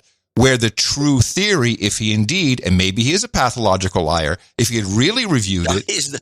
Believe me, I've known this guy for over 30 years. He's not a pathological liar. All right. I just said it to confuse everybody. It's one of my tricks, and I'm doing it for my new live stream. Is when what new hold on. Stream? I'm just kidding, John. Oh, sorry. Jeez.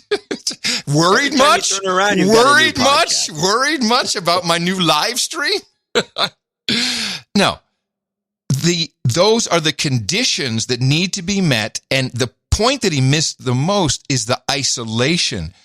Mass formation takes place when the isolation is snapped immediately by giving everybody a social construct like masks and social distancing. So now we're no longer isolated. It has nothing to do with physical or mental isolation. It is your feeling of belonging to the group again, a large group. That's when you get into mass formation. And I'm super disappointed he didn't see that. And he didn't actually review it. That's it. So now about my new live stream. Yeah, I can believe you're going to do one. I've been meaning to do one. Yeah, where's your live stream, huh? I want to do my wine and food live stream. Well, then we'll get on the stick. Come on, come on. Where's your wine Substack? Yeah, exactly. I know it's a young man's game. It is. I'm too old for this. And with that, I'd like to thank you for your courage and say in the morning to you, the man who put the C in the testing crunch, ladies and gentlemen, Mr. John C. Dvorak. Well, in the morning to you, Mr. Adam Curry. Also in the morning, all the ships at sea and the boots on the ground, the feet in the air and the subs in the water and all the dames in the nights out there. Nice. And hello, trolls. In the morning to you there, the trolls in the troll room who are, let's see if we can make them scurry just before Christmas. Go, troll count. Okay, here we go. Let's see what we have on this lovely Thursday, first one of the week. We've got 2,148. It's an average troll day. I'm happy. It's good to see y'all. Thank you for being here and for taking time out of your holiday joy and festivities. Maybe you already have off. Maybe you're just getting ready for it. The Trolls it's the troll room. It's a fantastic place to hang out. No social isolation there. Trollroom.io, and you can listen to many live programs on No Agenda Stream, which you can find at noagendastream.com. Same thing at trollroom.io. It's just a little chat. You jump in there, and it's fun. We typically hang out not so much on Twitter, although it's an inbox for me. We have our own social network. It's known as noagendasocial.com.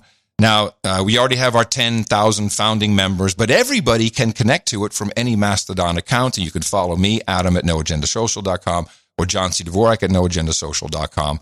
And I wanted to mention we get a lot of requests for people saying, hey, could you email the donor list about what's going on? Now, we don't do that for a number of reasons. One, we don't have time for it. Who has time for it? Two, it's rude because it's for the newsletter only and not for anything else. So now we're making a choice to use our list for something else. And so I'd rather promote and mention that we now have specifically, I think I mentioned it on the last show, for our Dutch producers, noagendasocial.nl. And I am following a couple of people over there. So anyone who joins noagendasocial.nl, you'll probably see the majority will be in Dutch. This is a great reason to have your own Mastodon instance. So, it's not all flowing through each other, except when you want it for each individual timeline. It's fantastic. It's Mastodon. It's the future. It's Web3. Decentralized. Take that, Elon. Now, let's thank the artist for episode 1409. We titled it Viral Blizzard. How could we not? I would say this is one of those pieces of art where you just look at it and go, yeah, I think that's the one. Nestworks gave us the winning piece with our cheesecake Santa Lady. 3 is the new 2 in all Christmas lettering with a nice stocking stuffer filled with syringes. Very, very cool. The children loved it. Didn't scare them at all. And the art is getting intricate. And I just want to remind people that this is a cycle. But right now, the art is getting very competitive. And I want to mention one thing. Because I'm just looking at some of today's early entries. When you're putting lots of little things and little words, you're getting skipped. I can't do it. The size that you see on the submitted artwork page, that's the size that it's going to be. What you did on your 14, your 8K screen is not going to be seen by anybody.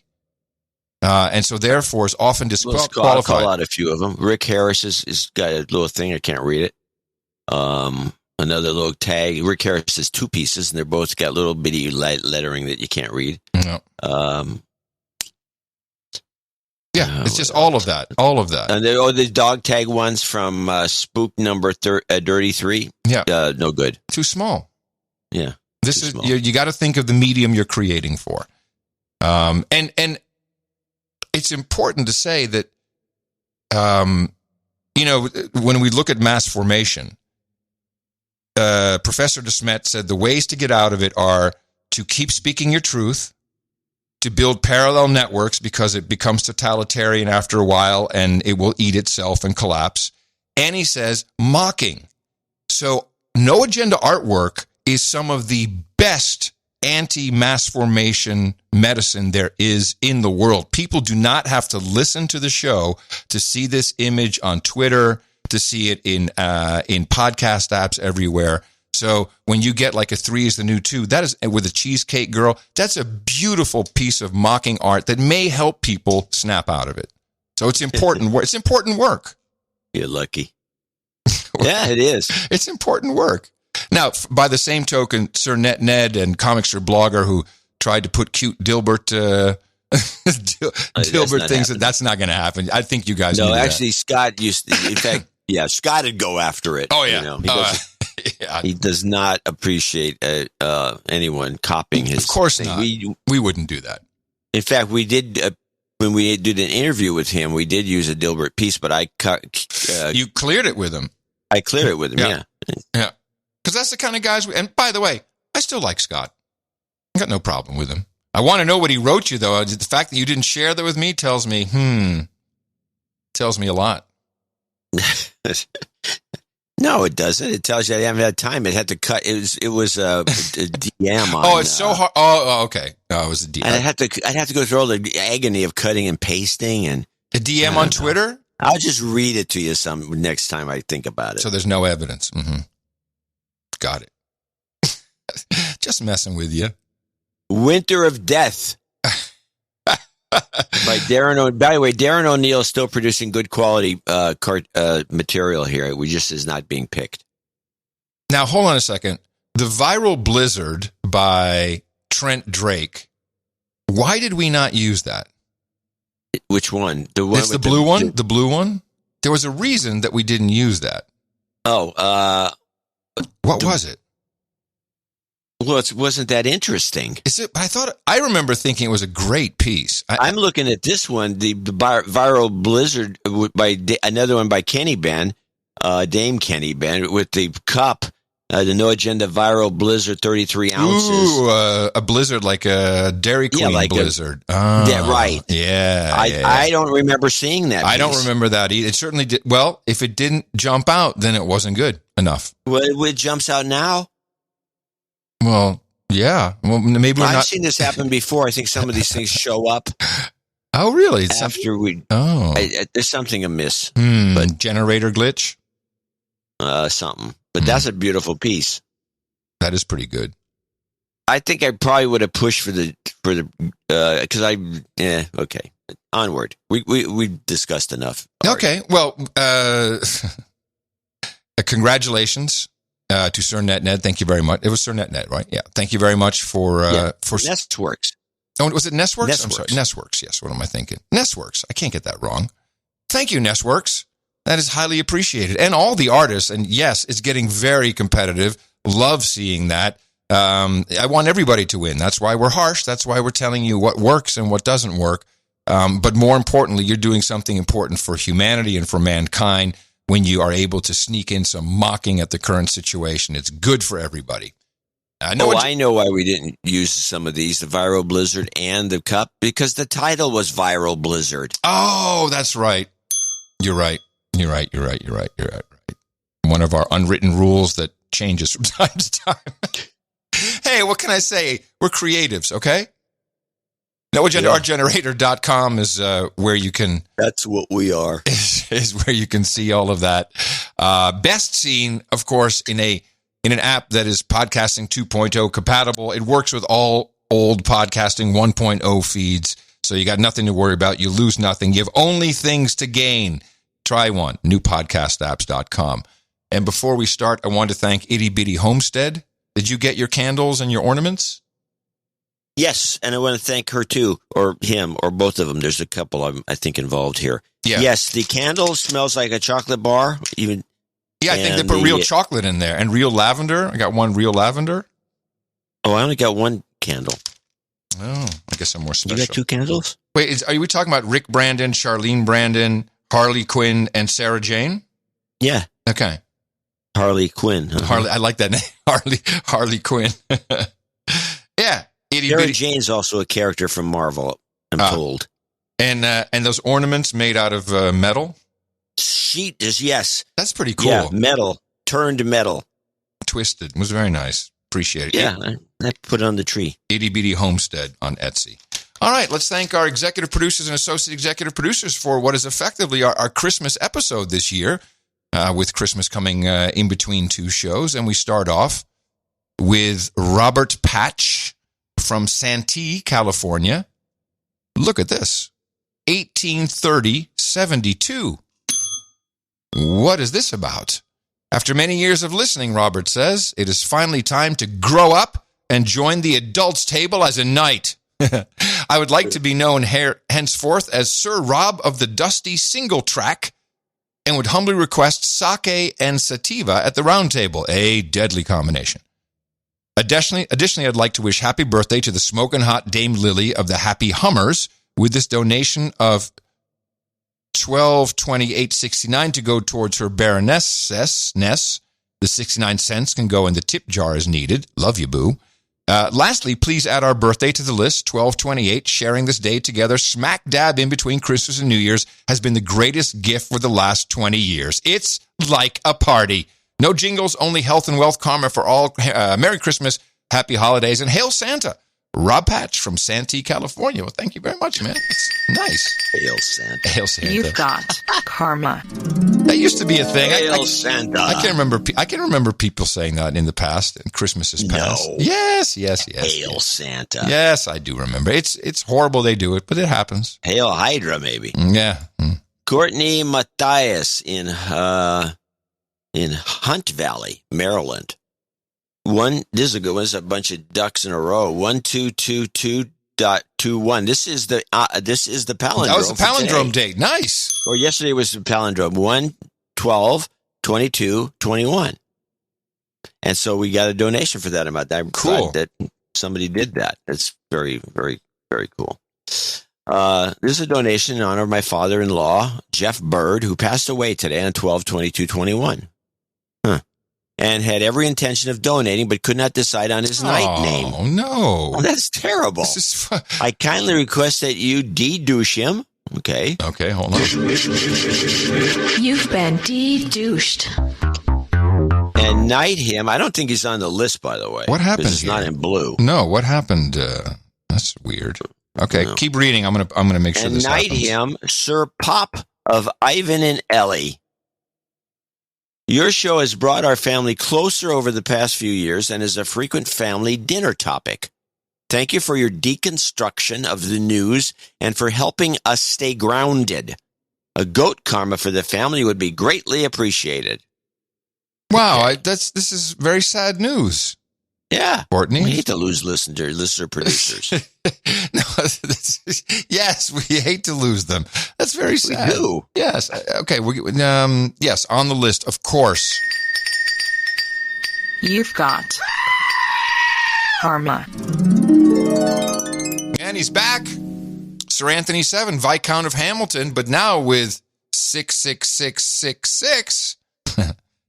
And he says, greetings to you, gentlemen, from Hamilton County, Indiana. This is the sixth and final of my promised December contributions. My fifth donation was too late to be included in the producer list for last Sunday's show. Please add it to this week's donation to total 666.66. I was pleased that Adam noted with some concern my absence. Are you kidding? Like, what's wrong with that guy? What's wrong? Where is he? Thank you for the thought. Please forget my faux pas.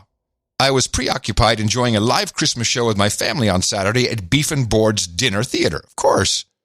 He says, a rare treat indeed. There aren't many dinner theaters left in the USA. That's probably true. Where's the last time you had... San Francisco had, like, burlesque dinner theater, but... Yeah, we had Finocchio's was one of these What was that places, one place that everyone used to go to in the pod show days? Had, like, a floor show. Well, there was a gold club that was kind of like that. No, it was for couples. It was like, men and women go have dinner together. The gold club is too for some couples.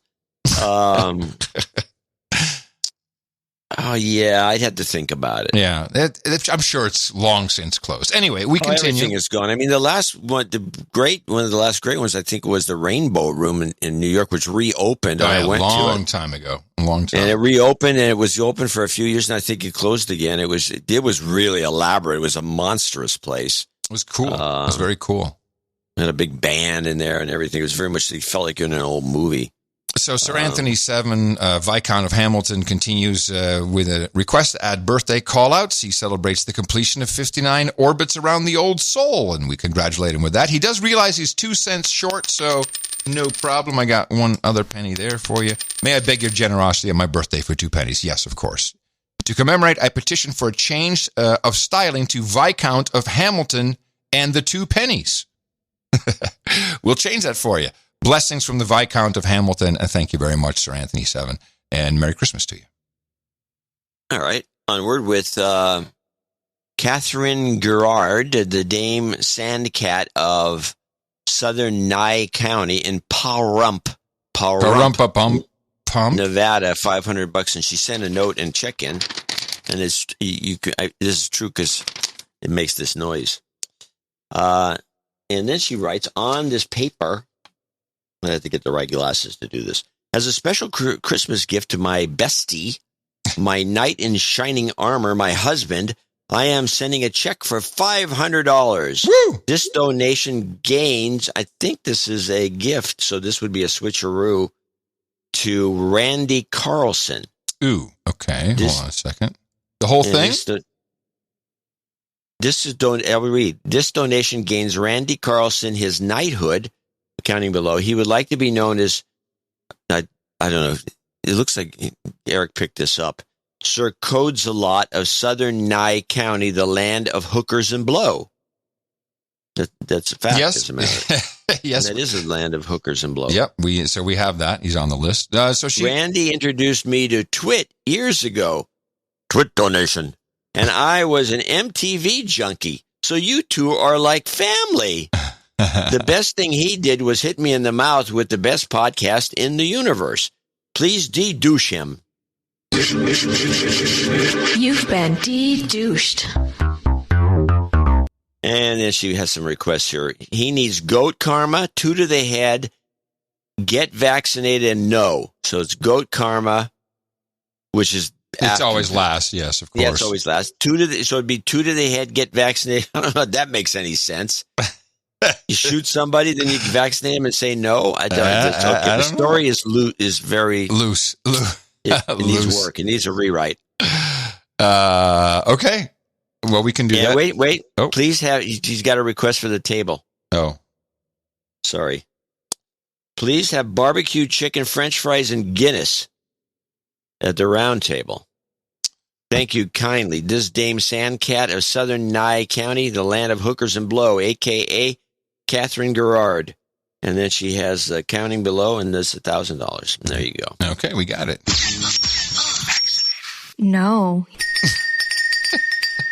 You've got karma. Hold on one second. Just make sure I've got all the accounting here, because I was already switcherooing with Randy, and then I accidentally deleted her, because she's keeping the credit. Dame Sandy Cat of Southern Nye County, the land of hookers and blow. But she says here, let me read it at the beginning. As a special Christmas gift to my bestie, my knight in shining armor, I am sending a check for No, he gets it. He does? Randy Carlson. Okay. He gets it. He's got it. It's good. We continue with Dino Monkey Boy with curly hair. Dean Desimone from Seattle, Washington, $399.99. Maybe the note reveals this interesting number. Forgive me, Podfather, for I have sinned, he says. I have been a douchebag for over 13 years. My listenership is not completely without merit. However, I have hit many people in the mouth, most notably my lifelong best friend, Nessworks, and my smoking hot wife, Sarah Hamrow, each of whom have also engaged in a generous propagation of the formula. I humbly approach today to cleanse my sins with a donation. I am donating on behalf of my wife, Sarah Hamrow. Is that a switcheroo? Is this another switcheroo? Yes. She is a beautiful person with a heart of 100% solid gold, and I love her dearly. I believe that my donation today of $399.99, in addition to her previous donations, puts her well over the threshold for damehood. So please anoint her Dame. Maybe, I think he forgot an O there. Dame Hamrow of the Crow Kingdom. And shower her with copious amounts of nuts and mangoes at the round table. Oh, you got it. We're good at that. Thank you both for maintaining the sanity of millions, and may your exit strategy be forever delayed. As a final request, may I please have some Sleepy Joe, get vaccinated, no, and the little girl, yay. And sincerely, Dean Dino Monkey Boy with curly hair, D. Simone. Yeah, I think we can do that for you.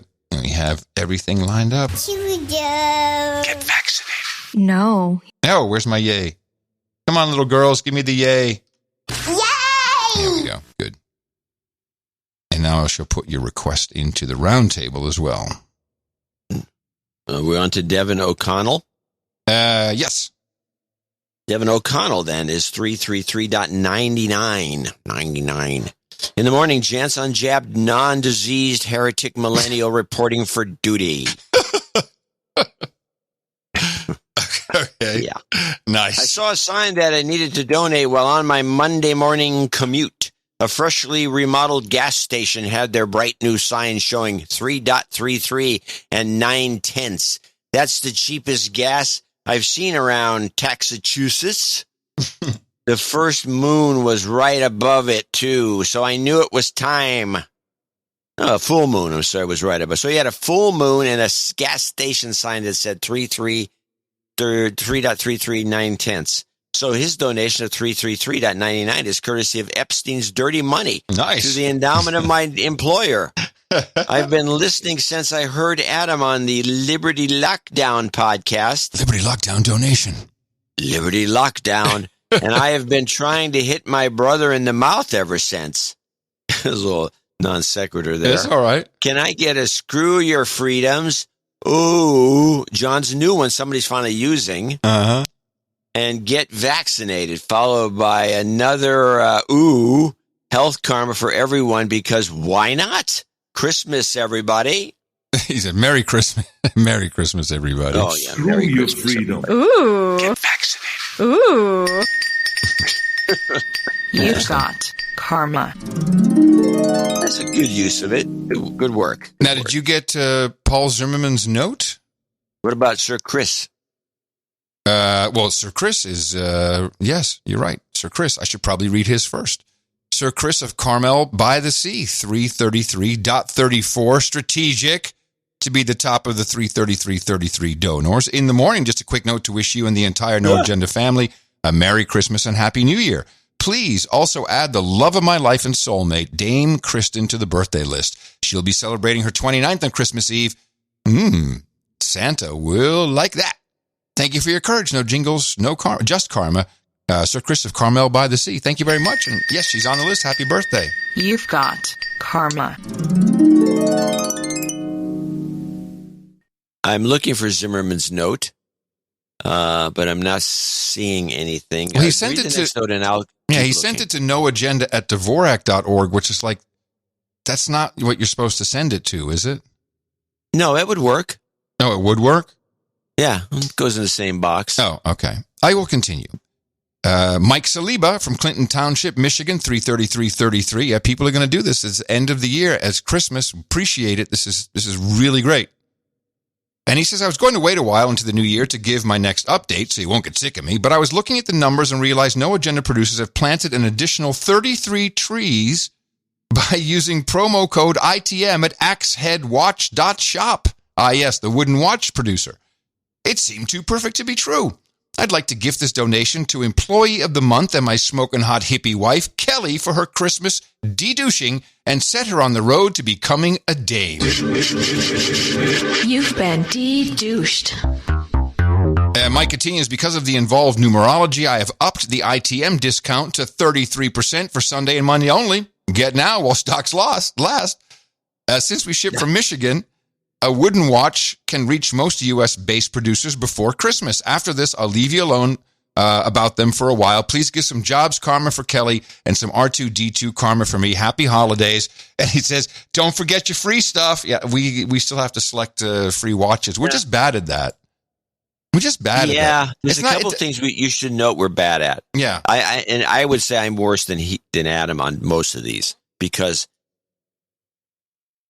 neither one of us will do stuff like this. You know, we will if it happens to be the mail's open, and okay, you're going to do it right now. The other one is people send stuff to me for Adam. That goes on the pile.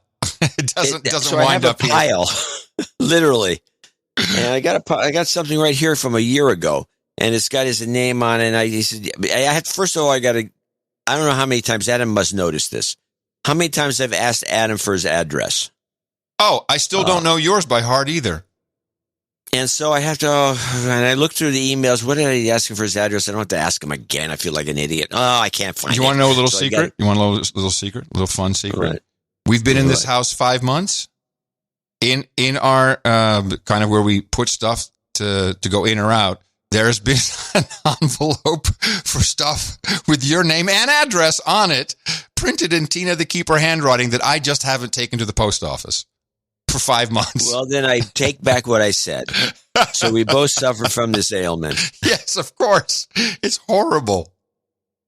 But there's nothing we can do about it. And besides that, it doesn't feel like value for value. Into the show itself. Yeah, that's where. Most of the time we forget and I'm doing something else. Anyway, so now the final joke is that Zimmerman, right now, just this minute, the email system went down. Oh, so by the time we get to the second segment, It should be back up, and then I'll read Zimmerman's note because I think he becomes a knight. Yeah, so we have to read the note before that happens. Let me finish up Mike here. So jobs karma for Kelly, some R2-D2 karma for him. Happy holidays. Don't forget your free stuff. Sir Mike of the axeheadwatch.shop, liberator of Michigan's 9th Congressional District. Jobs, jobs, jobs, and jobs. Let's vote for jobs. You've got karma. And those watches are an interesting conversation piece when you're at a bar or something. You're talking to see some girls. You can ask if she wants to see your wood. Wow. Maxwell Reeves is what? Maxwell Reeves is next on the list. 333.33. You'll be executive producer for this show 1410. Keep up the good work. This is a great note. And Merry Christmas. No karma. Would love to hear Al Sharpton's Respect and the Noodle Gun. RESPICT. I'm gonna show shoot you in the face with my noodle gun, you racist piece of shit. I got my pasta Glock locked and loaded. By the way, kids, there's no guarantee that will work with that watch. Ross Easterling, 33333. Merry Christmas from Sir Macanudo de la Paz. With our podcast, I can count on about 6 hours a week of everything from smiles, shit-eating grins, and belly laughs. The plandemic had my bullshit meter pegged in the red, and now going on 18 months, I believe it was God putting y'all in my radar. He asked for a Jingle Rogan donation. P.S. Oh, please. That's a bit much, but okay. What does he say here? You are really scooped. You are really scooped, Peter McCullough, but Rogan's interview is the stuff of tipping points. Okay, I think we scooped. But yeah. We scooped Peter McCullough. We had him, I think Adam said, a year ago. But that's irrelevant because that's how it should work. It bubbled up to the Rogan level and then it started to make a difference. It got people upset. Rogan donation. Thank you, sir. Sir Stephen, 333.33. In the morning, I'd like to do a switcheroo, another one, on behalf of my brother Jim Riley. Okay. Please give him the credit and a de-douching. You've been de-douched. Coincidentally, December 24th is the anniversary of his 33rd birthday, another one of these 33, birthday number 33 on the show. Nice. So please give him a shout out. Well, I think, and he's on the list. So he's we're on good the list. to go. We got a lot of Christmas babies in Gitmo Nation. Sir Leiron from Dothan, Alabama. Dothan? I'm sure someone knows. Dothan. I'm from Dothan. I'm from Dothan. One of those. Welcome, Dothan, Alabama. We pronounce it Dothan. Here. Dave Jones will let me know. 33333, wishing all a Merry Christmas. Shows have been so very good. What do producers need to give you guys a day off? No jingles, no karma, Sir Leiron of Dothan, Alabama. We like to work through the holidays. We do. There's something about, you know what? This may be somewhat truthful, although this year it's just Tina, me, and a dog named Boo. It's kind of nice, when you got family over and it's, one of those, everyone's doing stuff and you can just kind of, retreat and, I got to work, got to do stuff, important stuff. You got to slip away. It's good on the holidays. I've never objected. Actually, my wife's the same way, Mimi. She says she worked at Crocker, she would always, because they had triple time or something if you worked on Christmas or New Year. So you'd be in line, yeah, I'll do it. You make so much more money. I used to work at the oil refinery, and I'd always try to work on the holidays because you get extra money and a free meal. And also, ever since I was 19, when you're in show business, you're working. If you're not working on TV, you're doing some overpaid gig for some bunch of too rich people. Yeah, so holiday that's what you do. The holiday work is in entertainment business. That's where the money is. Except nowadays, if you I was trying to get some. In fact, they did a 3x3. Everyone's off. They're all off. They're gone. Oh. They're gone for 2, 3, 4 weeks. This is the day, right? We retire the 3x3 after today. No, I may do one more. I'll retire plus one. It'd be better to go to the end of the year, so it's a little more instead of just quitting. Any luck? Do one more. Any luck on the email yet? Well, I'll do Tom. You want to check the email again? I'll check Tom. I'll do Tom Runciman. Okay. Yeah. Tom Runciman from Choctaw. Like the Chinktaw, Chattahoochee, Cherokee, Chipokapax do. He's in Oklahoma, 33333. I triggered someone with that. To celebrate my 52nd revolution around the sun, my smoking hot wife, Paula, gave me some treasure to donate to the show. Wow, that's nice. Happy birthday. I'd like to keep this short, so I only request a de-douching for me and an R2-D2 karma for all. Thanks, he says, Tom Runciman from Choctaw, Oklahoma. Happy to do it. You've been de-douched. You've got karma. Yeah. No good. No good? Now, let's go on with Lauren Loretta Vandenberg. Loretta Vandenberg. I'm sorry, I said Laura. Loretta Vandenberg. And here she sent a card, and it makes a different sound than a piece of paper. And it's a nice card. It's got Okay, that's a nice card. Dear John and Adam, she wrote on the card, and she has nice block letter handwriting. Male is morale. Male is morale. It says male is morale, especially at Christmas. It broke my heart to learn you had not gotten any Christmas. Oh, this is when I mentioned the Christmas card shortage. We got quite a few since then. We did. I cannot start 2022 without my damehood. Encloses my donation 333.33 that vaults me over the line. I would like to be named Dame Ladybird, Eagle of the Toledo Bend. Skip the line. Skip the line. Nice. I think she's on there. I would like a dry Texas Tempranillo at the round table, please. So she wants a bottle of wine of the Tempranillo, which is Hill Country. Mm-hmm. Yep. It's Hill Country's, Hill Country's favorite, yes. And they actually make some decent ones. Yes. Not a lot, but they do. Dealer's choice for a jingle, followed by a health karma for all. I wish all clarity and peace. Merry Christmas, Happy New Year, love is lit. Semper Fi. Semper Fi. Request? Well, Loretta may be a Marine. Marine. You got a request for a rando? I would, we haven't heard for a while, is to gather around and tell a secret. Oh. Share a secret. Okay. Hold hands and share a secret, isn't it? Secret.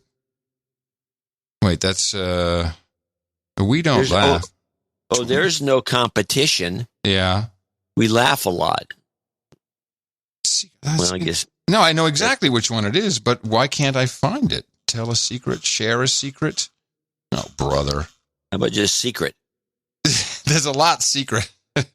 Oh, is there? Yeah. Do you know how many clips here? I got it. Do you know how many clips we have? It's insane. Here we go. Oh, there's no winning. We don't like to foster a competitive atmosphere, but we laugh a lot. Now everyone hug and share a secret. Nice. Okay. William Westcott, 33333. Parts unknown. For now, he is at HLC on noagendasocial.com. Apologize for the long note, and Eric kindly put page 4 in here for us to read. In addition to thanking you and Adam with my treasure for the value that you've given me with the show, I'd like to use this message as an opportunity to return value to the No Agenda community in the form of my time and talent. Here we go.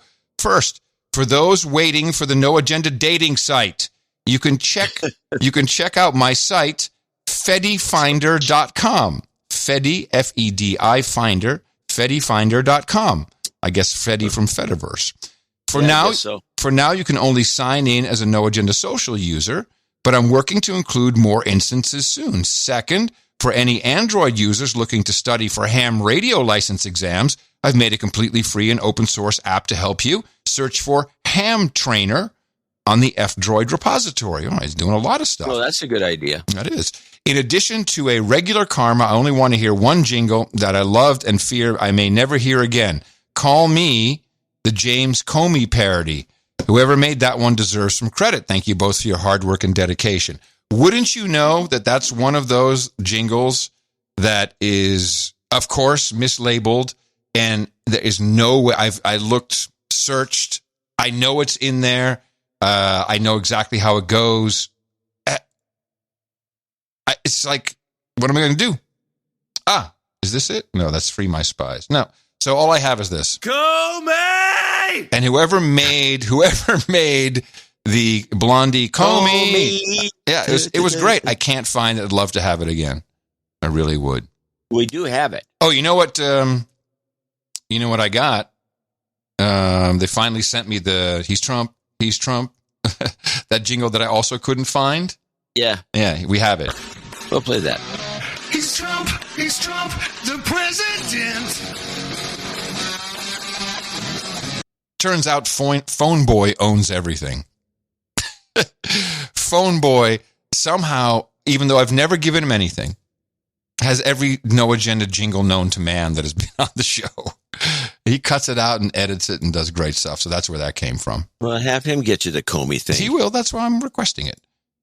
Well, okay, we got Chap Williams here. I don't have a note from him because I don't have my email working. 333.33. I'll look for that. Edmond, Oklahoma. I'll look for that before the second break. And if the email comes back up, it should have been up by now.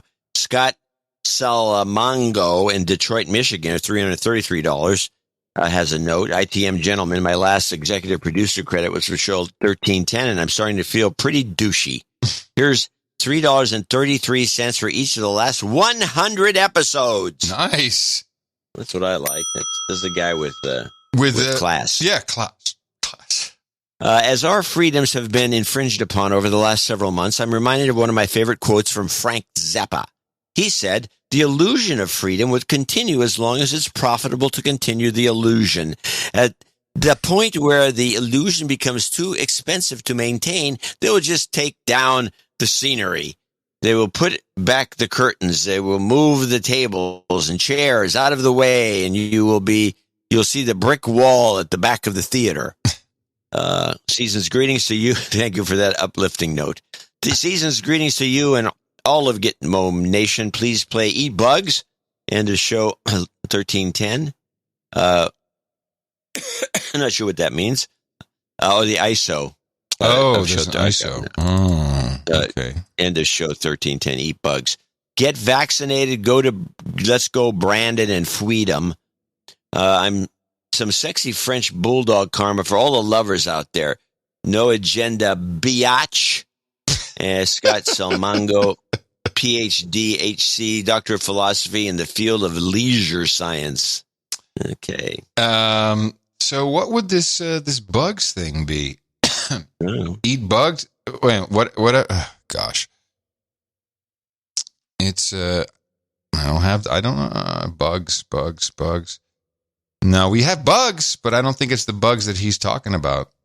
I don't know what it is. I don't remember it. Okay. And then you wanted Asian dog karma? Is that the French bulldog karma. Oh yeah. Yeah, it's completely different. It's the same, but it actually is a French bulldog in that clip. Bugs? You eat bugs? Nothing like freshly caught bugs. You want to try? Ooh, thanks. I love bugs. Get vaccinated. No. Let's go, Brandon! Screw your freedom. Too much.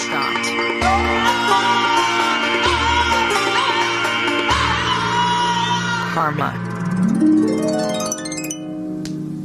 Sir Dave goes or goes. Where's he go? Naples, Florida, 333. It's been way too long, he says. I think we need a new jingle for us dumbasses that simply stop listening to the best podcast in the universe. Maybe that's it. Dumbass. I'm sure someone more talented than me then come up with that little ditty. To make a long story short, yeah, I figured there was one in there. Life was great when I was producing the No Agenda show. Then it turned to crap when I stopped. Coincidence? I think not. Now I'm back and, of course, life is on an upward trajectory again. As I proudly never been a douchebag, since I'm listening again, I am producing again. Thank you all for what you do to keep us sane during the global mass formation psychosis. You two are national, global treasures. Please send us a big-ass jobs karma. I'll get you a jarbs karma. I got that for you. For New Spirits Company we're starting next summer. Yes, we will be sending you products for review. Hey! We love testing your products. Just don't make us select anything. It never works. It really doesn't. I'd like the jingles. Obama, you might die. Biden, get vaccinated. Lady, no. And then a 2 to the head, and of course the jobs karma. That's Sir Dave goes, or hoos. Wherever he goes, he hoos. You might die. Get vaccinated. No. Jobs. You've got karma. Jobs. Some Jobs.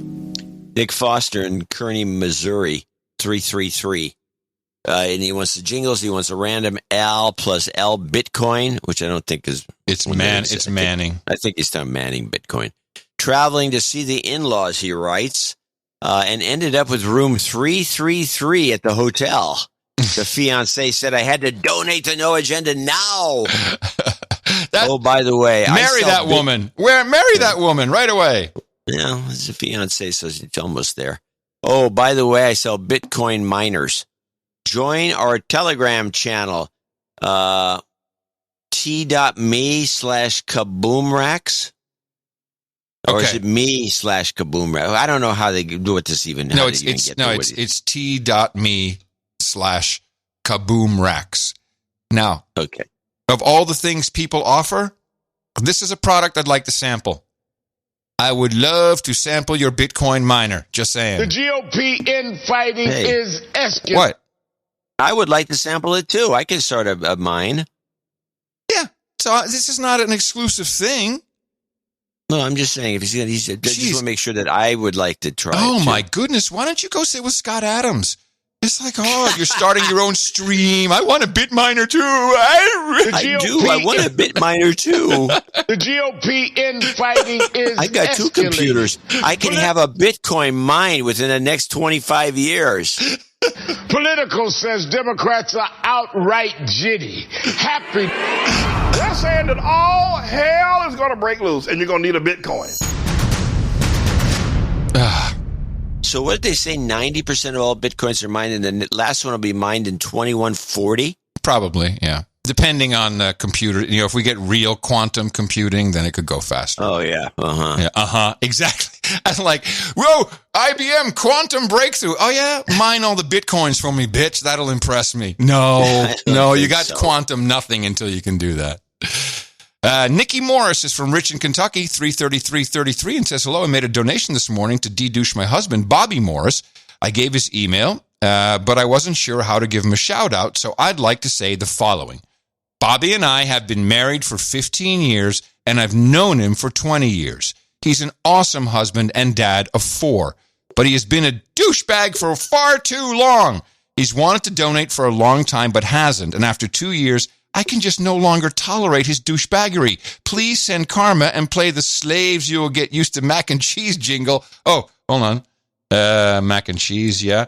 Get vaccinated. Oh, she's listening. She knows exactly what the little sequence is. She knows what her man likes. And shut up already at science clips for his de-douching.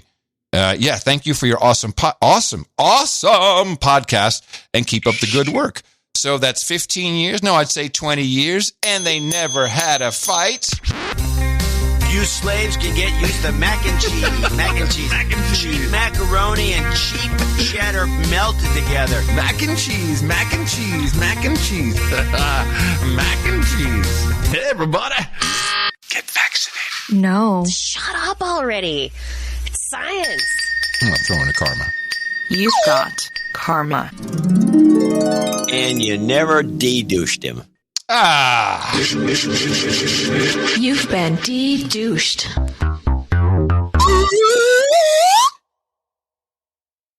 Karen Samuel is next on the list in Colorado Springs. She becomes our first associate executive producer at $250.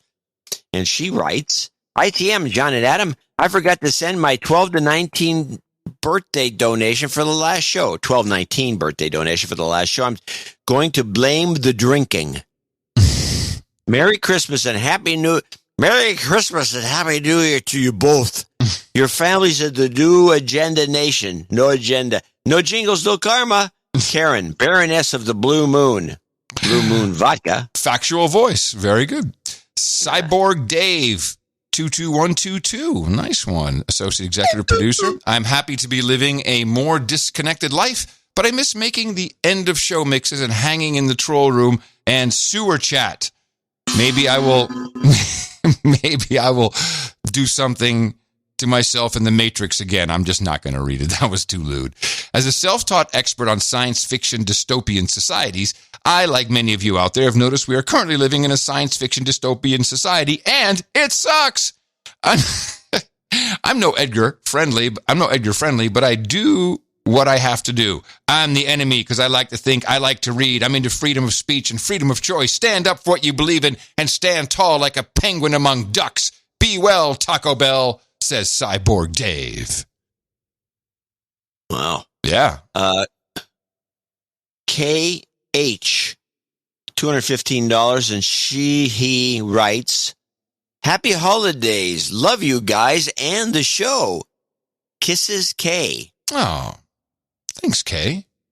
Gabe and Ann Grider check in at 206.33 in the morning. This donation is a Merry Christmas de-douching and step towards knighthood for David Connerow. Okay.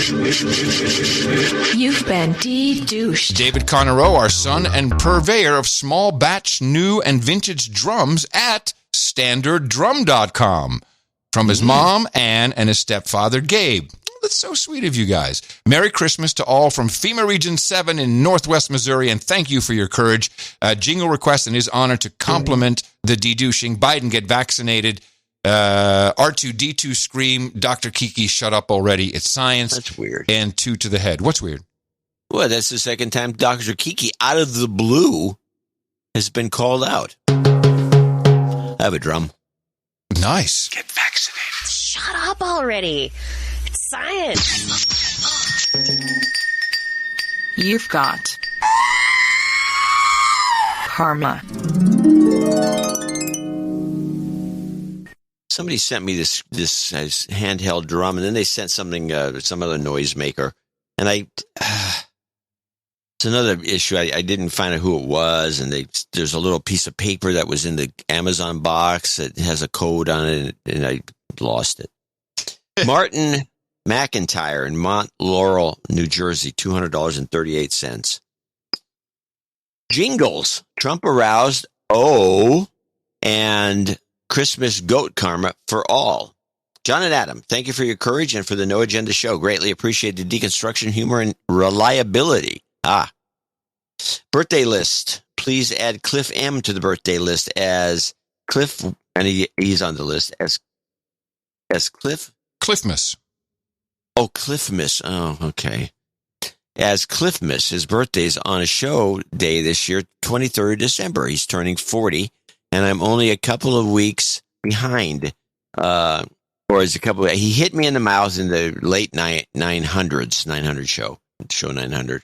Douchebag call-outs. Please call out Justin from Seaville. Douchebag. And Bobby Brindlehorse. From South Jersey. Douchebag. If there's a time, please play Dr. Fauci Vaccinated Santa Claus from last Christmas for the end of show. I don't remember that, but I'm sure you do. Thanks and Merry Christmas, very respectfully, Martin. We thank you, Martin. We actually, I don't think we have I vaccinated him. We do have Fauci, an ISO Fauci and Santa that I will gladly replace for you.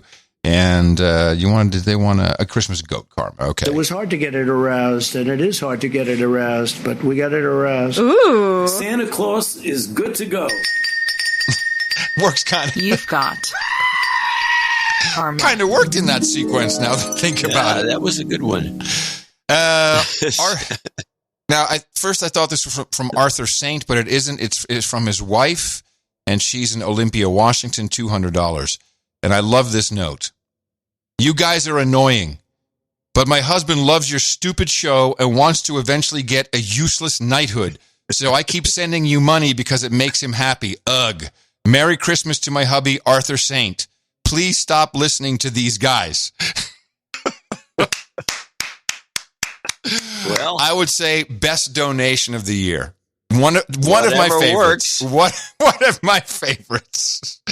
And if you also are annoyed by this show, let your loved one know about it with a donation. Go to Dvorak.org/NA. We're all for this. We want you to convince your husband. You should do it more often. This is a keeper, this woman, by the way. That type of conviction, you want that in a marriage. Yeah. Kelly Flanagan's last on the list from McCall, Idaho, $200. I don't have a note, but I'll look for one when the email program comes back up, which will be God knows when.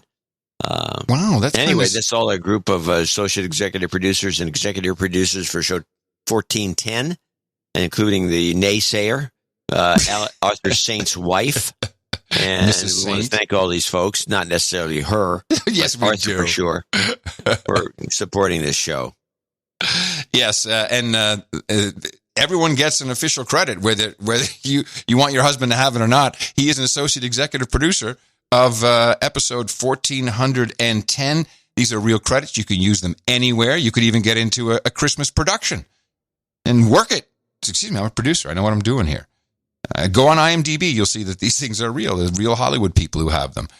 If you'd like to participate and celebrate the new year with us with a executive or associate executive producer donation, there's plenty of time. Go to Dvorak.org/NA. Thank you again for bringing your time, talent, and treasure for the holiday season.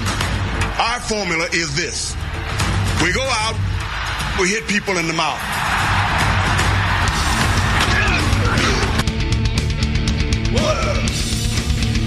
Order! Shut up, slave! Shut up, slave! So, I'm just looking. Let me see. Yep. I'm looking at downdetector.com, and it appears that all squirrel mail is offline. Actually, there does seem to be some Amazon crap going on. A couple of things are.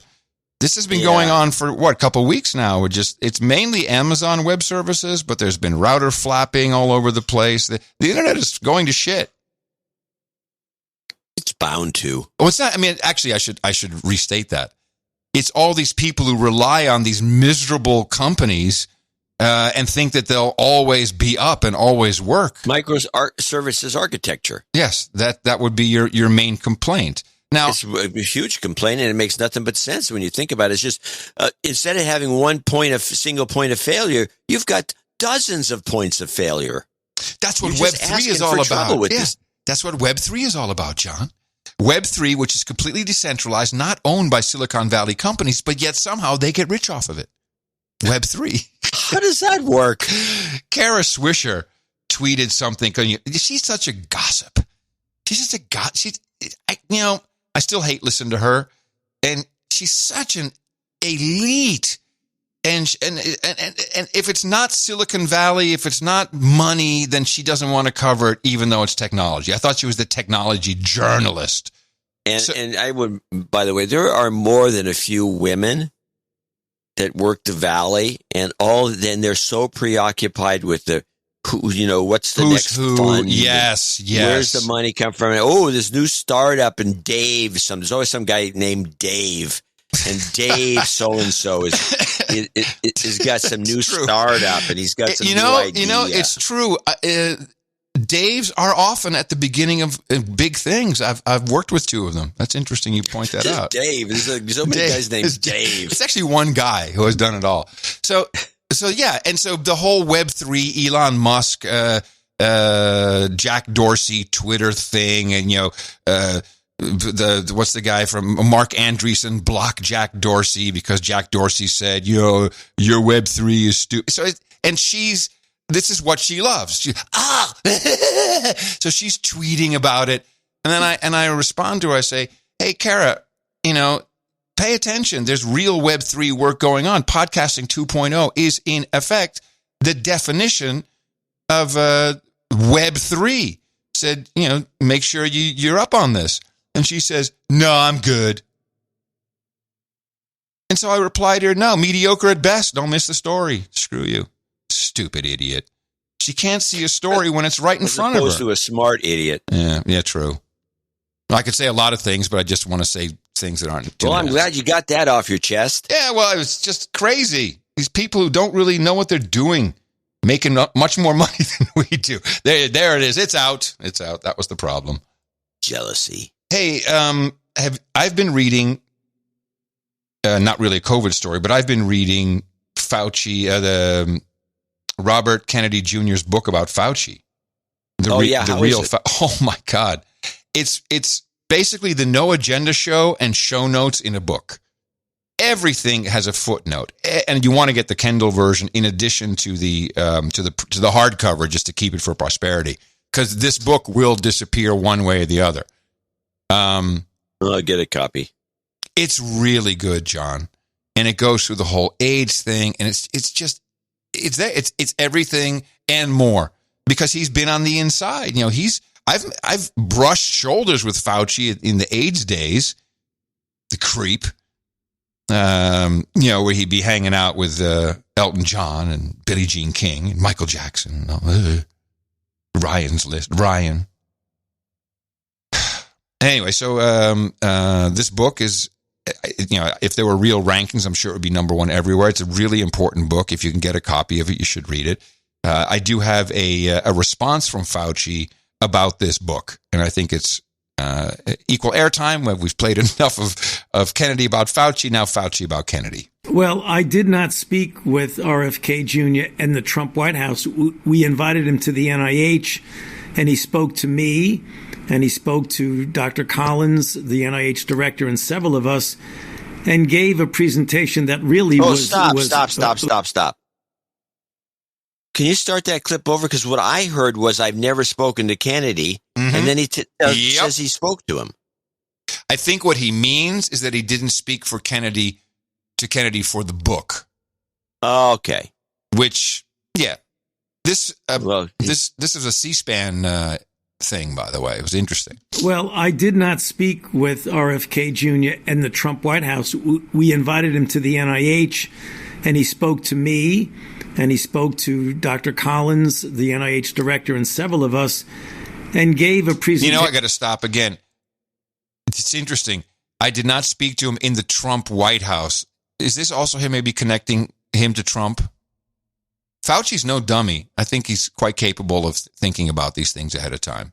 Well, I did not speak. Wait. I think you nailed it. I think I never spoke to, he's trying to associate Kennedy with Trump. Yep. It's an association trick. Yep.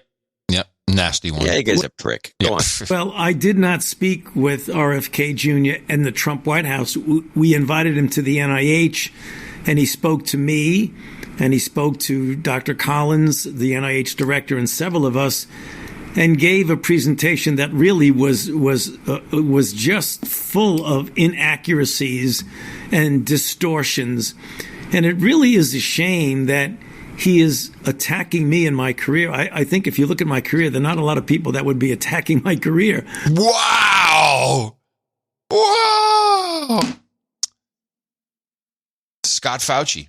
And distortions. And it really is a shame that he is attacking me in my career. I think if you look at my career, there are not a lot of people that would be attacking my career. But he seems to do that. It's very unfortunate because I don't think he is inherently malicious. I just think he's a very disturbed individual. And I say that, I don't like to have to say that, but it's very, very clear. And it's a shame because he comes from such an extraordinarily distinguished family, many members of whom I know personally, and I was very close to Senator Ted Kennedy, who was such an extraordinary person and a real warrior for public health. Especially if you're in a car upside down in a river. And to have RFK Jr. just spouting things that make absolutely no sense. Spouting. And the thing that makes it even more painful about it is that ultimately that is hurting people, that will cause disease and lose lives for the things he's saying. So I'm so sorry that he's doing that, not just because he's attacking me. That seems to be the rage among some people, but because ultimately it is going to hurt people. So it's really unfortunate that he's doing that. So don't attack the material, attack the person. Yes. This is a classic. If you attack Fauci, you are killing people. His career is beyond dispute. I mean, okay, I have to read the book now. Are you insane because that you would attack me? Yes. We've played a lot of Kennedy clips, and Kennedy backs his material up, and like you said, these things are footnoted. Yeah, incessantly. Because he's on the dirty dozen, that list of people that are supposed to be full of crap. Number about one, COVID. with Mercola up at the top. Yeah. And there may be a few people in there. I don't know, half of them that are full of crap, but it's possible. But Kennedy, we've listened to. He's too well connected. He has documentation for what he has to say. And I've never heard anyone dispute any facts that he says that are supposedly bogus. They never dispute that. They just call him a maniac. Yeah. This is a classic. Yeah, it's beautiful. There's a big stir in the Netherlands. Freedom of Information Acts. It's always interesting to me how such corrupt governments, and all governments are corrupt to varying degrees, how freedom of information requests still make it out. And you'd think there would be a whole division that just wouldn't let that happen, or would filter it. Let me see who's on the outs this week. Okay, we'll let that one go. I don't know, but I'm always surprised.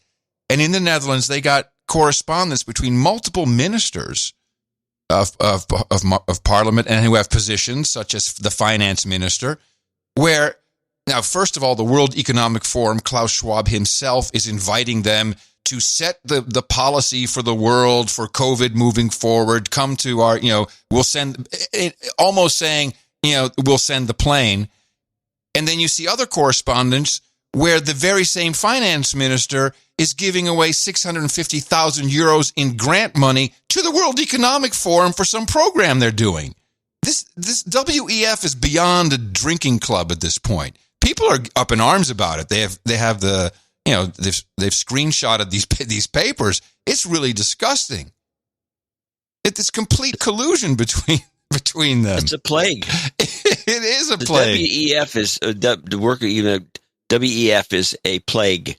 Yes, it is a plague. Speaking of plagues, I got some Biden clips. Oh, I just wanted to talk to you about one more thing. It's kind of an OTG thing. So? Did you see what Oracle just bought? No. Oh, for $30 billion, they bought Cerner. That's a huge medical records company for $30 billion. Huh. And I think a lot of it's in cash. And people are saying, well, why would they do that? And I just wanted to remind everybody of Oracle. If you think Oracle is your database guy, you need to remember some of the other things they have, such as CrowdTwist, leading cloud-native customer loyalty solution. Gobalto, health services automation. But then data science platforms, the big one is or there's a couple of big ones, which are the customer-based engagement. These are the guys that have data brokering. They bought Data Logics, and I think they spent $1.2 billion on that. Oracle is collecting everything, and Oracle flies under the radar. And I think these guys are much more important than they get credit for. It's really big. They were at least known as the supplier of database software and computing for the CIA. Mm-hmm. Well, that's how they got their start. But now they own all this stuff. They own it. They own it. The CIA owns it.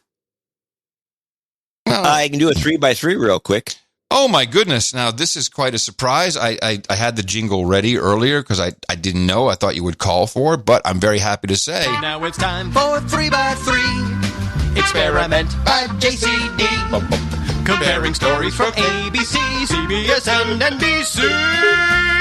The never-ending 3x3. That's right. Every single Thursday for as long as it lasts, John C. Dvorak checks out the big three morning shows, NBC, ABC, CBS. Lets us know what's going on. John, what are you learning? Okay, from Good Morning America, Good Morning America on ABC, the 12 days of Christmas cookies. Nice, excellent. NBC. Wait. So what was it? Just were they baking cookies? Were they just displaying? Was there a cookie contest? I don't know. They was just on 12 days of Christmas cookies, and I turned it to the next channel. Okay. They had a NBC, just some new movie coming out about asteroids headed to the Earth. Yeah, that's Don't Look Up. That's the Don't Look with DiCaprio. Yep, and Kate. Yeah, Cap and Kate. Yep. Somehow NBC twisted this into a climate change. It's about climate change. But do you remember I gave this whole deconstruction of that movie? Yeah.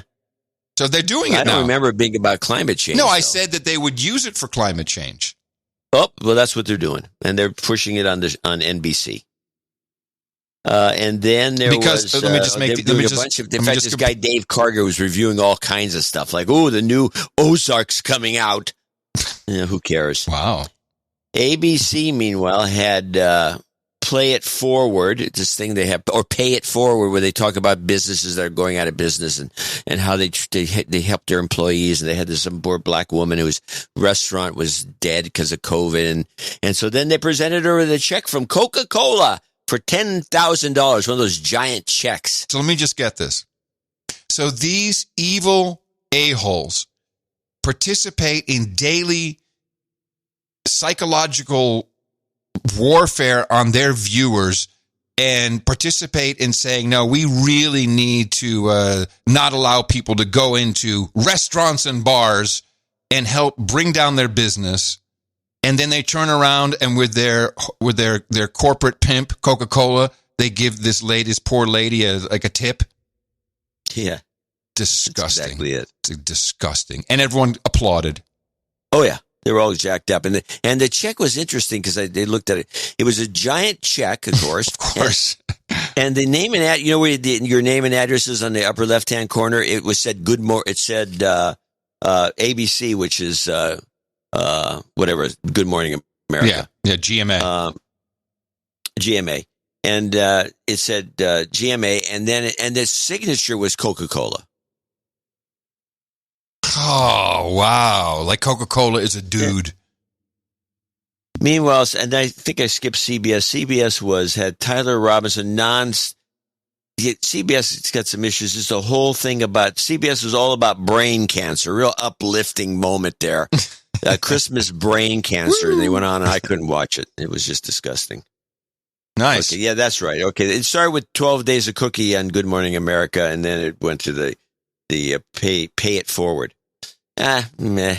All right. That's your three shows. 3 by 3. To lead. Go ahead. That's it. To lead you from that into your Biden clips, I will transition. Yeah, I will transition with a 3 by 4 because we still have Fox News. We can always add Fox News to something weird. We could. They don't really have any broadcast morning shows. No. They do have their. No, but I have this clip that I can't place anywhere else. So I'm going to play it. It's 28 seconds. This is Shamika Michelle. She is a podcaster from the Cut the Bull podcast.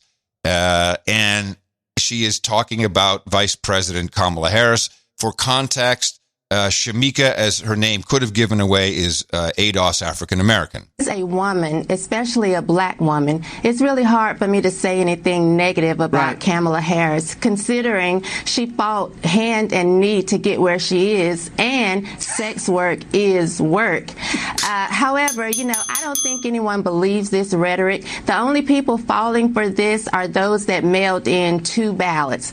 I just think it's funny that they want us to like someone who is just truly unlikable. Just one of those little moments, something that only one type of person could say on television. I loved it. I didn't know where that was going.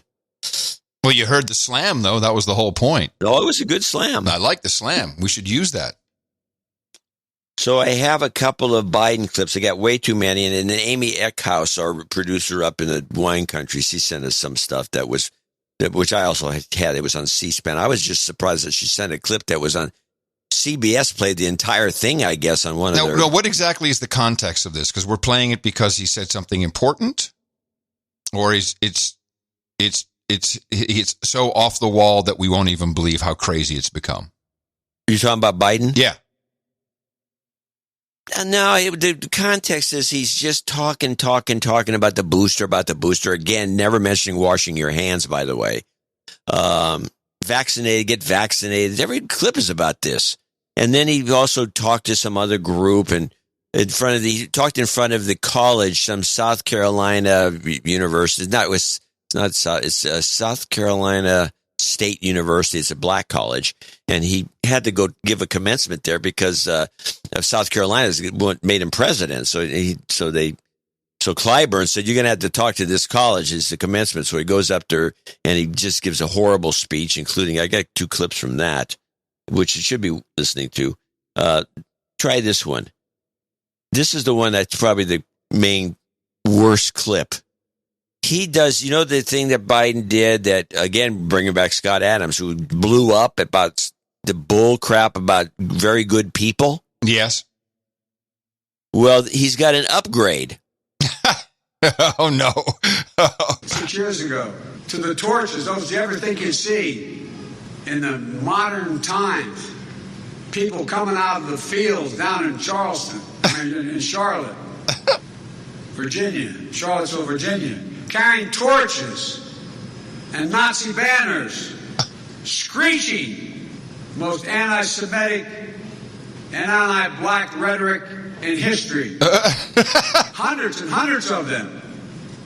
And when asked, the guy who had this job before, when asked what he thought about it, he said, well, there's some very good people there. Hell, very good people. They're racist, they're fascists. Wow. Oh, now I see why you wanted to play these clips. My goodness. That's just going to get you clip of the day right there. Clip of the day. That's an evergreen. That's unbelievable. That's one of the most horrible things I've ever heard a president say. Well, no, maybe not. But it's just, wow. It's factually, he can't even get the quote right. And it's the worst in American history. Who writes this shit for him? That person needs to be shaved. He was reading it. There's no doubt about that. Of course. Yeah. And then the other thing he did, which was on his other speech, which was the one about the COVID, where he talked about vaccinated and get boosted, get the kids vaccinated. I've got a couple that are interesting. This one here is patriotic duty.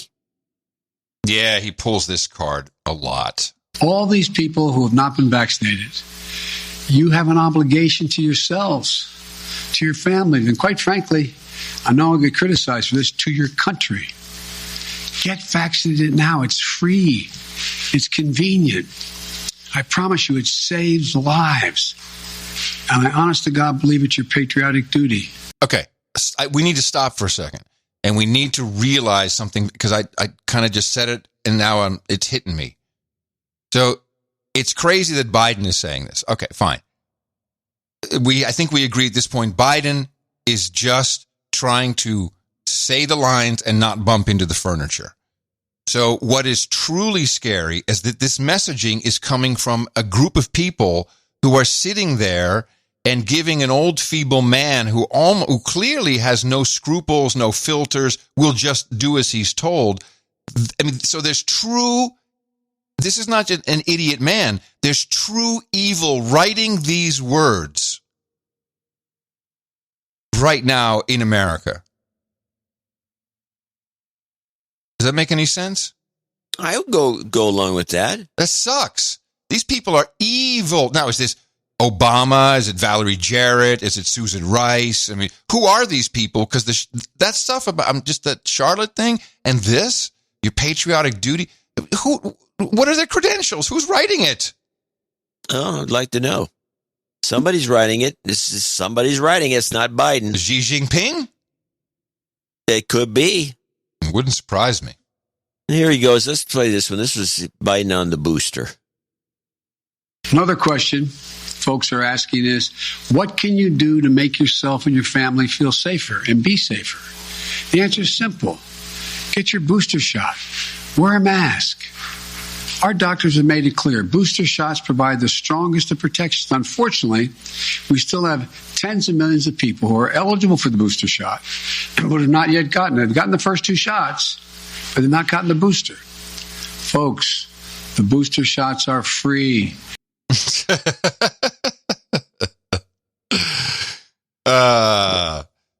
Here we go. And then he goes after this is Biden children vaccine. He goes after the children, gets the children vaccinated.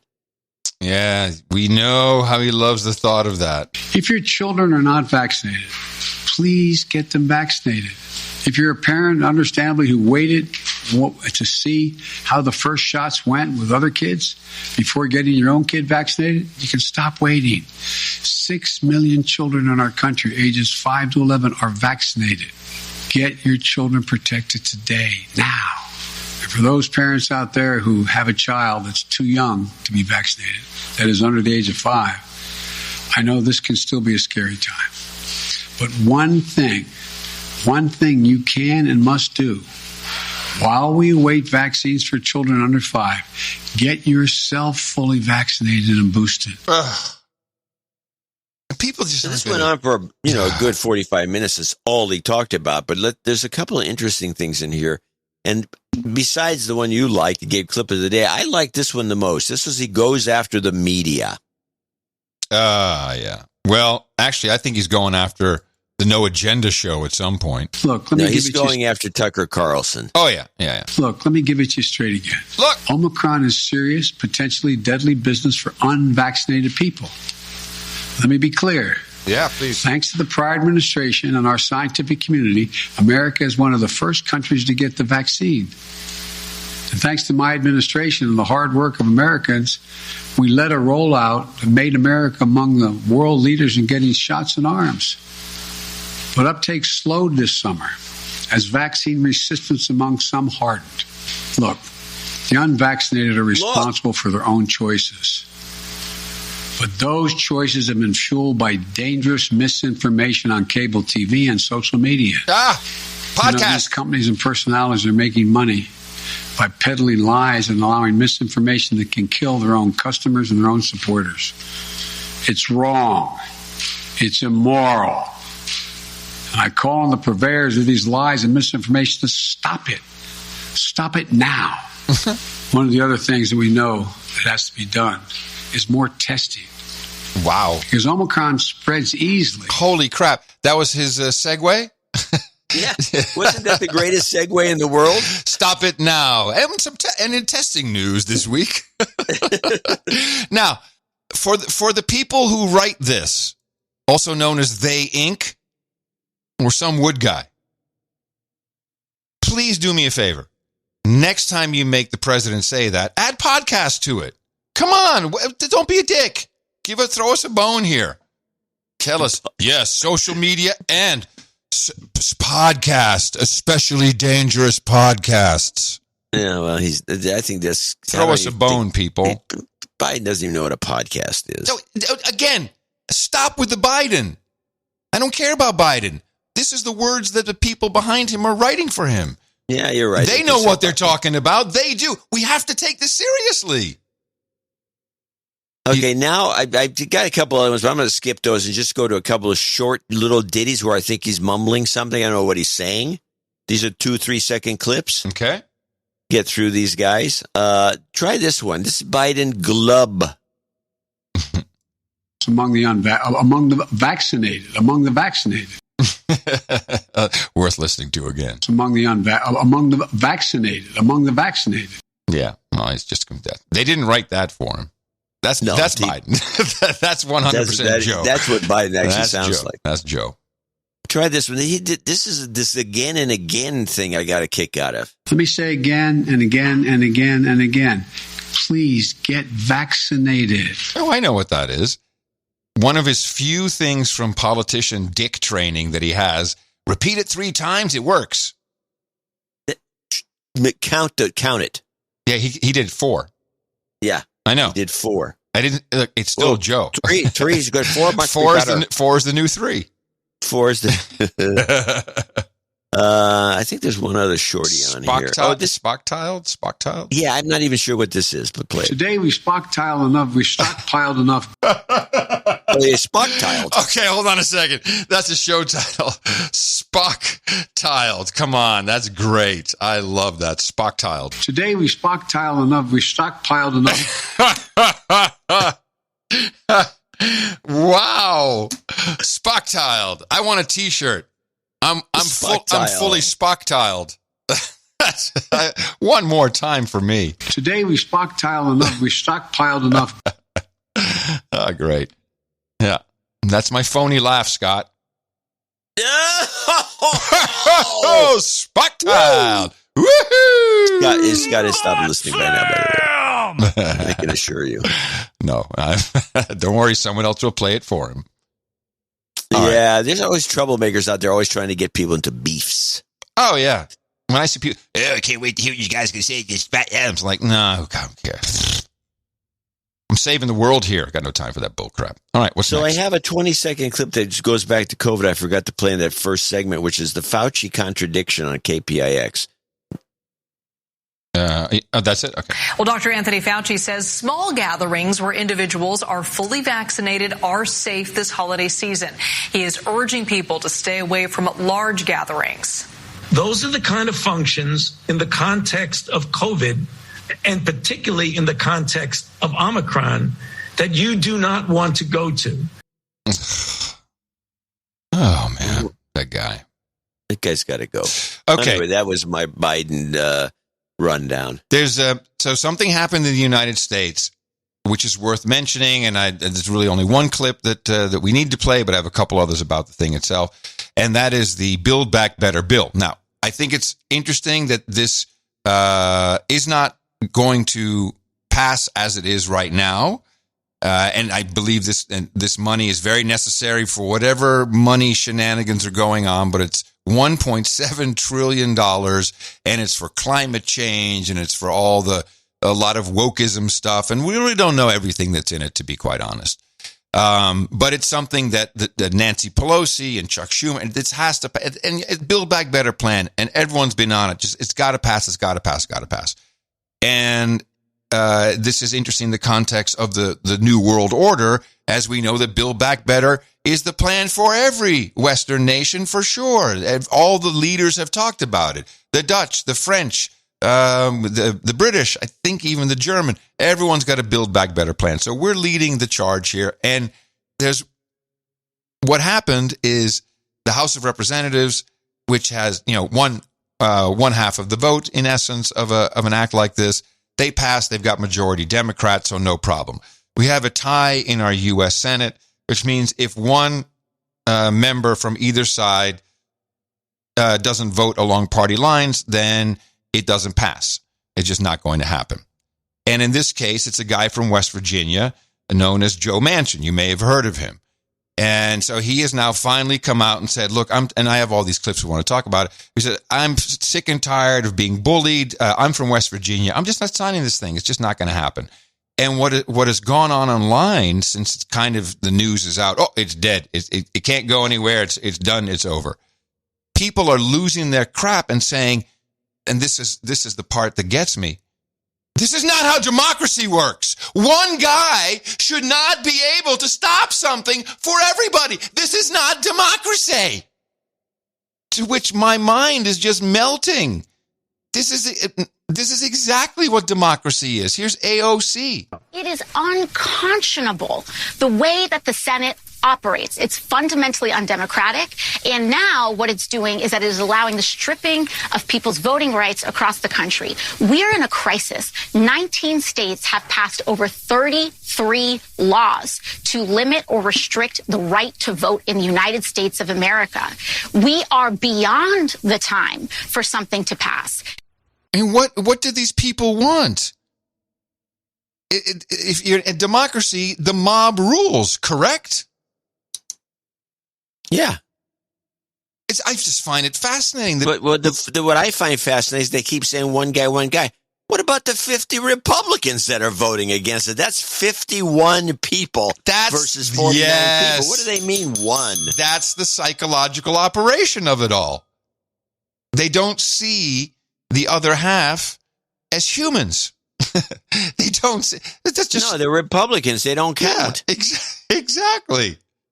Yeah, listen to Joe Manchin. I thought it was kind of cool. It's pretty short. Hi, Jackie. Well, Senator Joe Manchin says that the bottom line is that President Biden's Build Back Better agenda is not in the best interests of West Virginians. And he says, despite some efforts to turn up the pressure on him from some in his own party, he cannot be bullied into supporting it. They figure, surely to God we can move one person. Surely we can badger and beat one person up. Surely we can get enough protesters to make that person uncomfortable enough. They'll just say, okay, I'll vote for anything, just quit.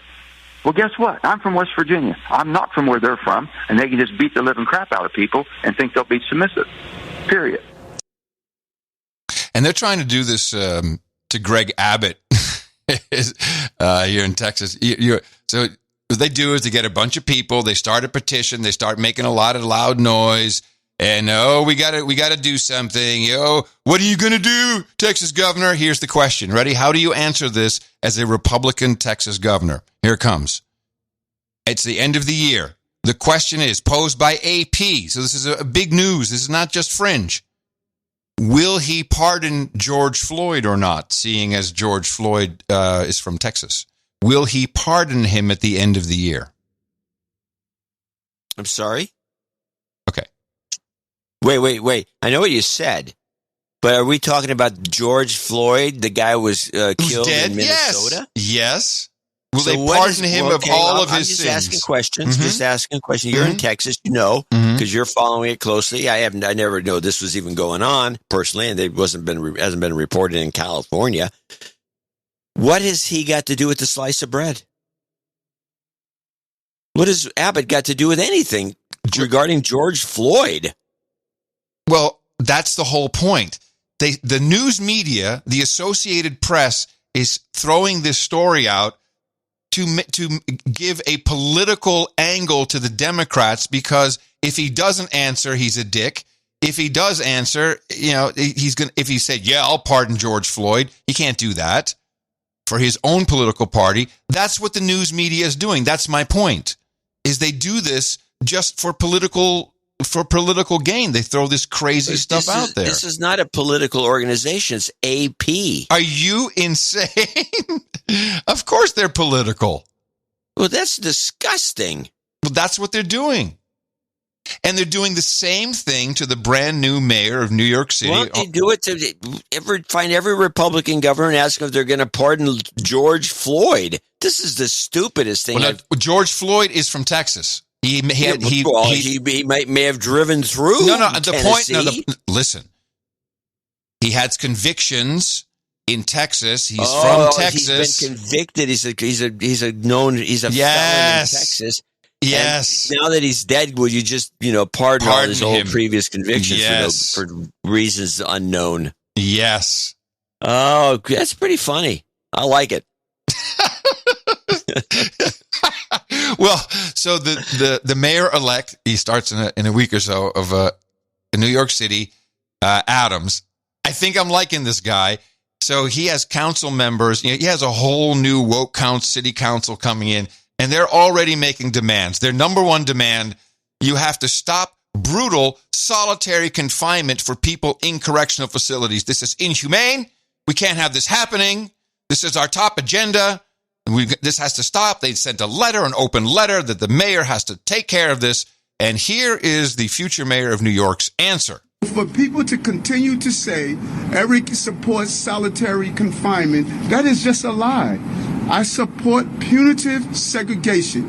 I am not going to be in a city where dangerous people assault innocent people, go to jail, and assault more people.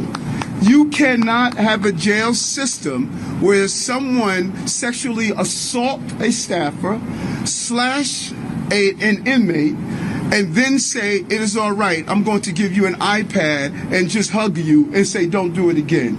No. If you are violent, you must be removed from population so that you don't inflict violence on other people. That's clear. If you want to work as a partner, call me. Hear my understandings and my belief. The one thing that's different from everyone that signed a letter and Eric Adams, I wore a bulletproof vest for 22 years and protected the people of this city. And when you do that, then you have the right to question me on safety and public safety matters. I think I know a little something about this. I'm going to protect my correction officers. I'm going to protect the inmates that are serving time. And I'm not going to allow violent people to do violence and think they can do it without being held accountable. And we can do it in a humane fashion. And if anyone wants to talk to me about that, don't write a letter. Call me and speak with me. That is how we're going to resolve this. There's a body of people that are coming into the city council. They have no desire in moving our city forward. Their desire is to be disruptive. What I am going to do, I'm going to ignore them. I'm going to stay committed, undistracted, and I'm going to grind. If they like it or not, I'm the mayor. I'm liking this guy. I'm liking him. He's got a lot of chops, that guy. That's going to be really interesting. these loud voices will turn out to be probably pretty small groups of people.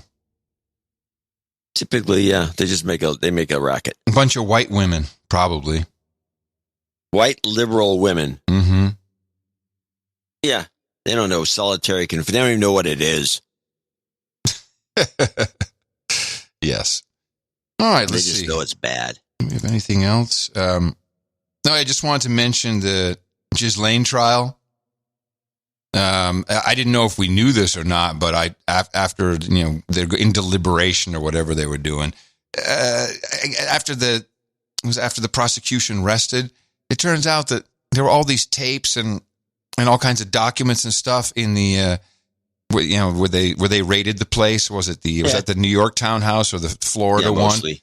But they didn't have the proper warrant, so they came back and it was all gone. Yeah. That's the best.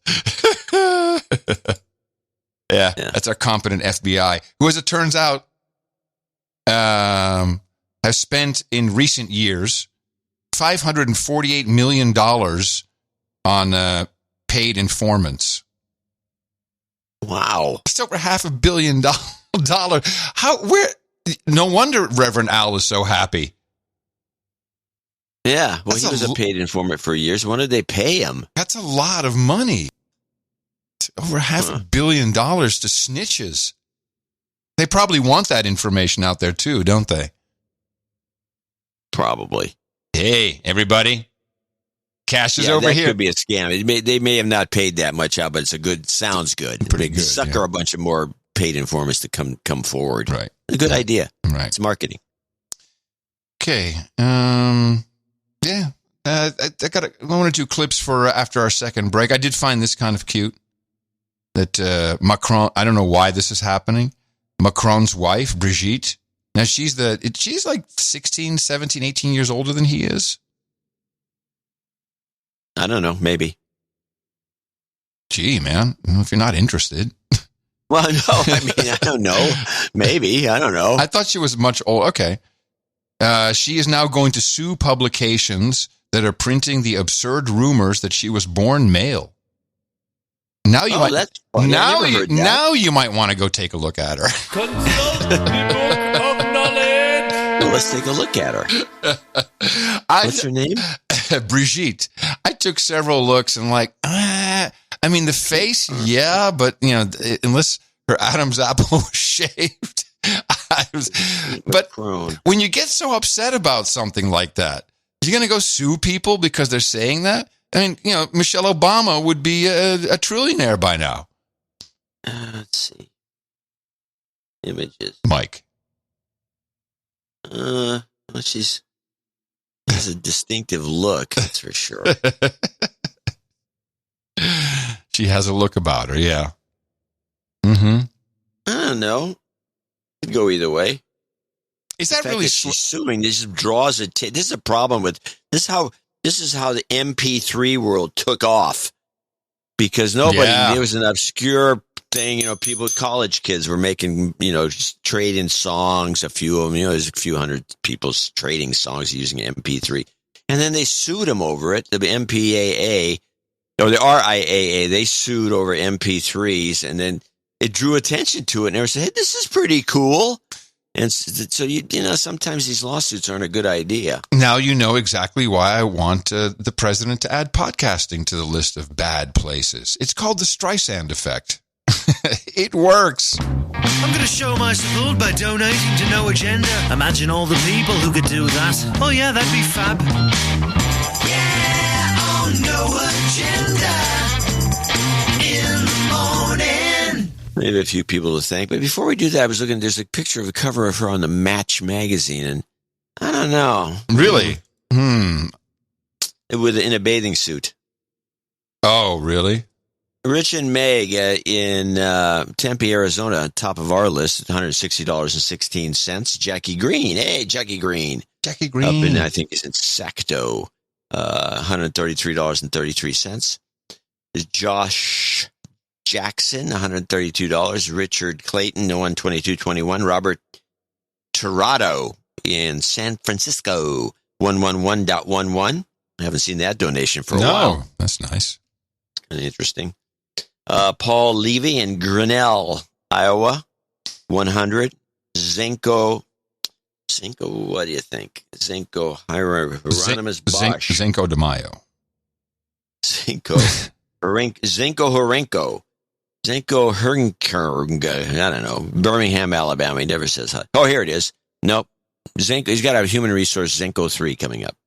In Birmingham, Alabama, $100. Michael Gaston in Charleston, South Carolina, $100. Merry Christmas. Auntie Morick, 100. Ian Field, 100. Dally or Dale Goldman in Philadelphia, Pennsylvania. There's a note here. Or it's 100. What is this note? I don't have the note. Thought I had a note. No, it just came in as a check. That's what happened. Adam Kern in Chicago, 86. Jacob Long. It's not the right color, but he requested de-douching. You've been de-douched. De-douching isn't usually color-coded. It's douchebag callouts that are color-coded. Jacob Long, and somebody's supposed to catch this, I guess. Jacob Long in Landenberg, birthday boy, $82. Sir Herb Lamb, 8008. Hey, there you go. He reminds you that's a boob donation. That reminds you of somebody that comes in. Oh, you mean Sir Kevin McLaughlin, the Duke of Luna and the lover of America and boobs. 8008. Daryl Spearing in Waterford, Wisconsin. Oh, it's catching on. Yeah, boobs are catching on. Yep. Robert Ludwig in Nevada, Iowa.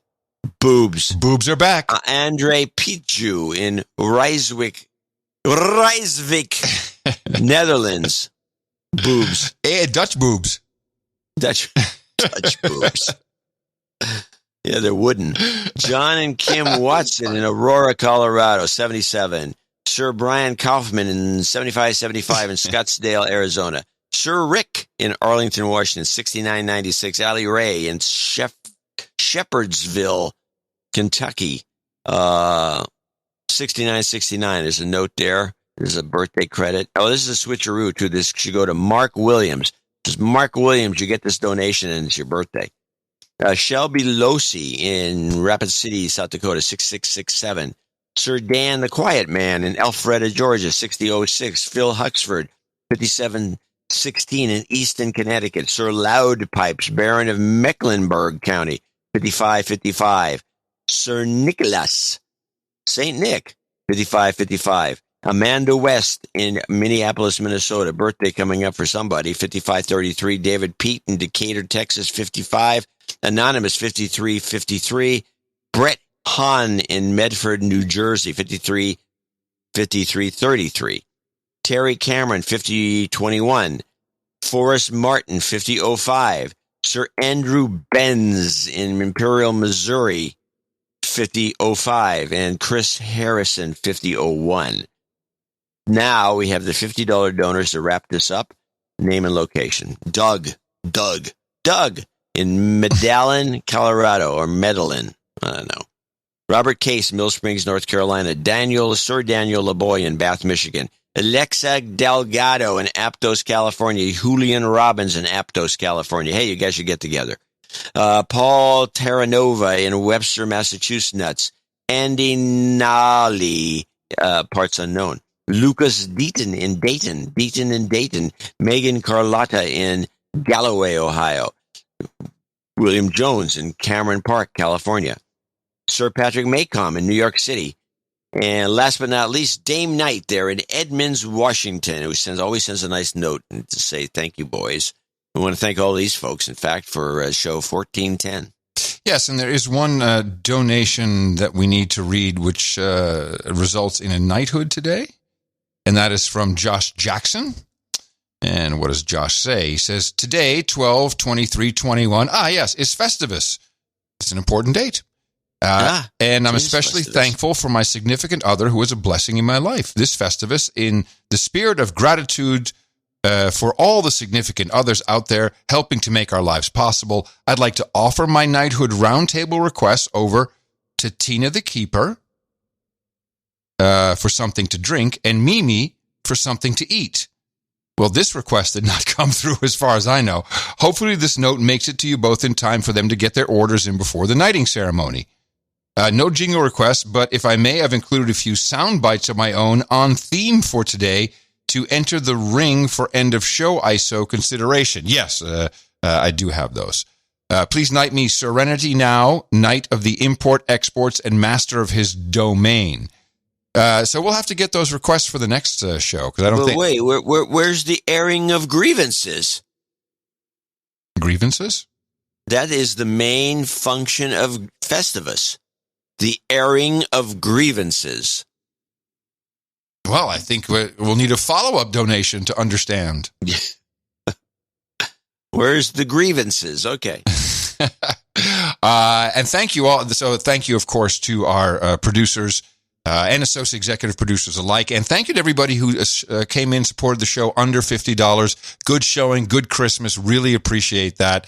It feels good, and we're almost wrapping up the year. We'll be working throughout the year, of course, and you can continue to support us with your time, your talent, your treasure. Thank you to everybody who's on some of those subscriptions. If you'd like to be on a subscription from the No Agenda Show, go to Dvorak.org/NA. Big Christmas karma for you.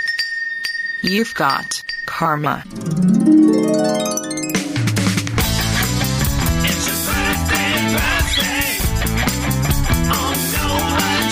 Our birthday list for today includes Amanda West, who celebrated yesterday. Sir Anthony 7, 59 today. Martin McIntyre says happy birthday to Cliff M, 40 on the 23rd. I think that's Cliffmas.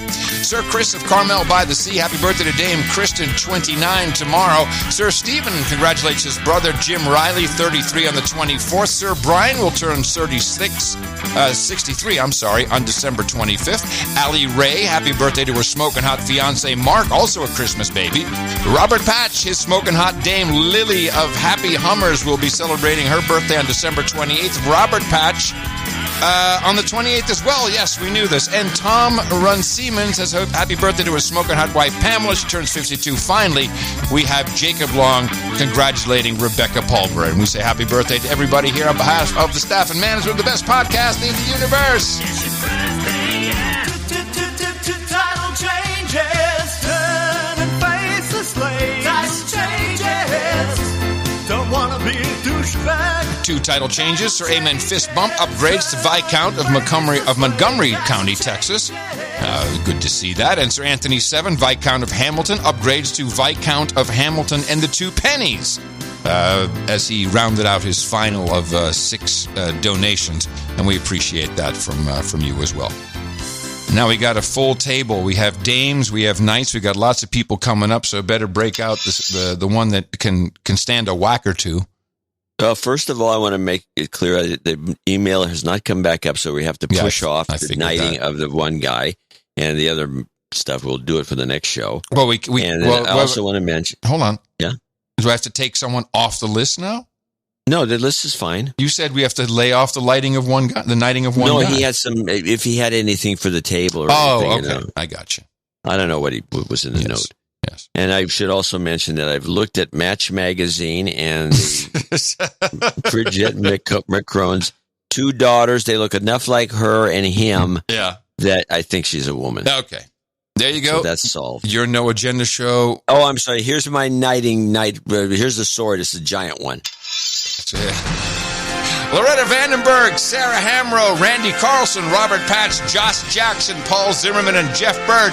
Step on up. All of you are about to become knights and dames of the No Agenda Roundtable. Very happy to have you here. And to pronounce the KV as Dame Ladybird, Eagle of Toledo Bend, Dame Hammer of the Crow Kingdom, Sir Codes-a-Lot of Southern Nye County, Sir Rob of the Dusty Single Track, Sir Rennie Now, Knight of the Import Exports and Master of his Domain, Sir Paul Zimmerman, and Sir Pop of Ivan and Ellie. For you, Hookers and Blow, Rent Boys, Chardonnay, Sake and Sativa, Barbecue Chicken, French Fries, and Guinness, Nuts and Mangoes, Dried Texas Tempranillo, and Mutton and Mead. Yeah, I got it all in. Just didn't get my ginger ale and gerbils. But hey, thank you for being here. While you enjoy all of the accoutrements we have for you, crack open your laptops or use your phone and go to noagendanation.com/rings. That's where you can find everything, and Eric the Shoe will take those details and get it off to you as soon as possible. And thank you so much for supporting the No Agenda Show. It's been a crazy year, y'all. No Agenda Meetup.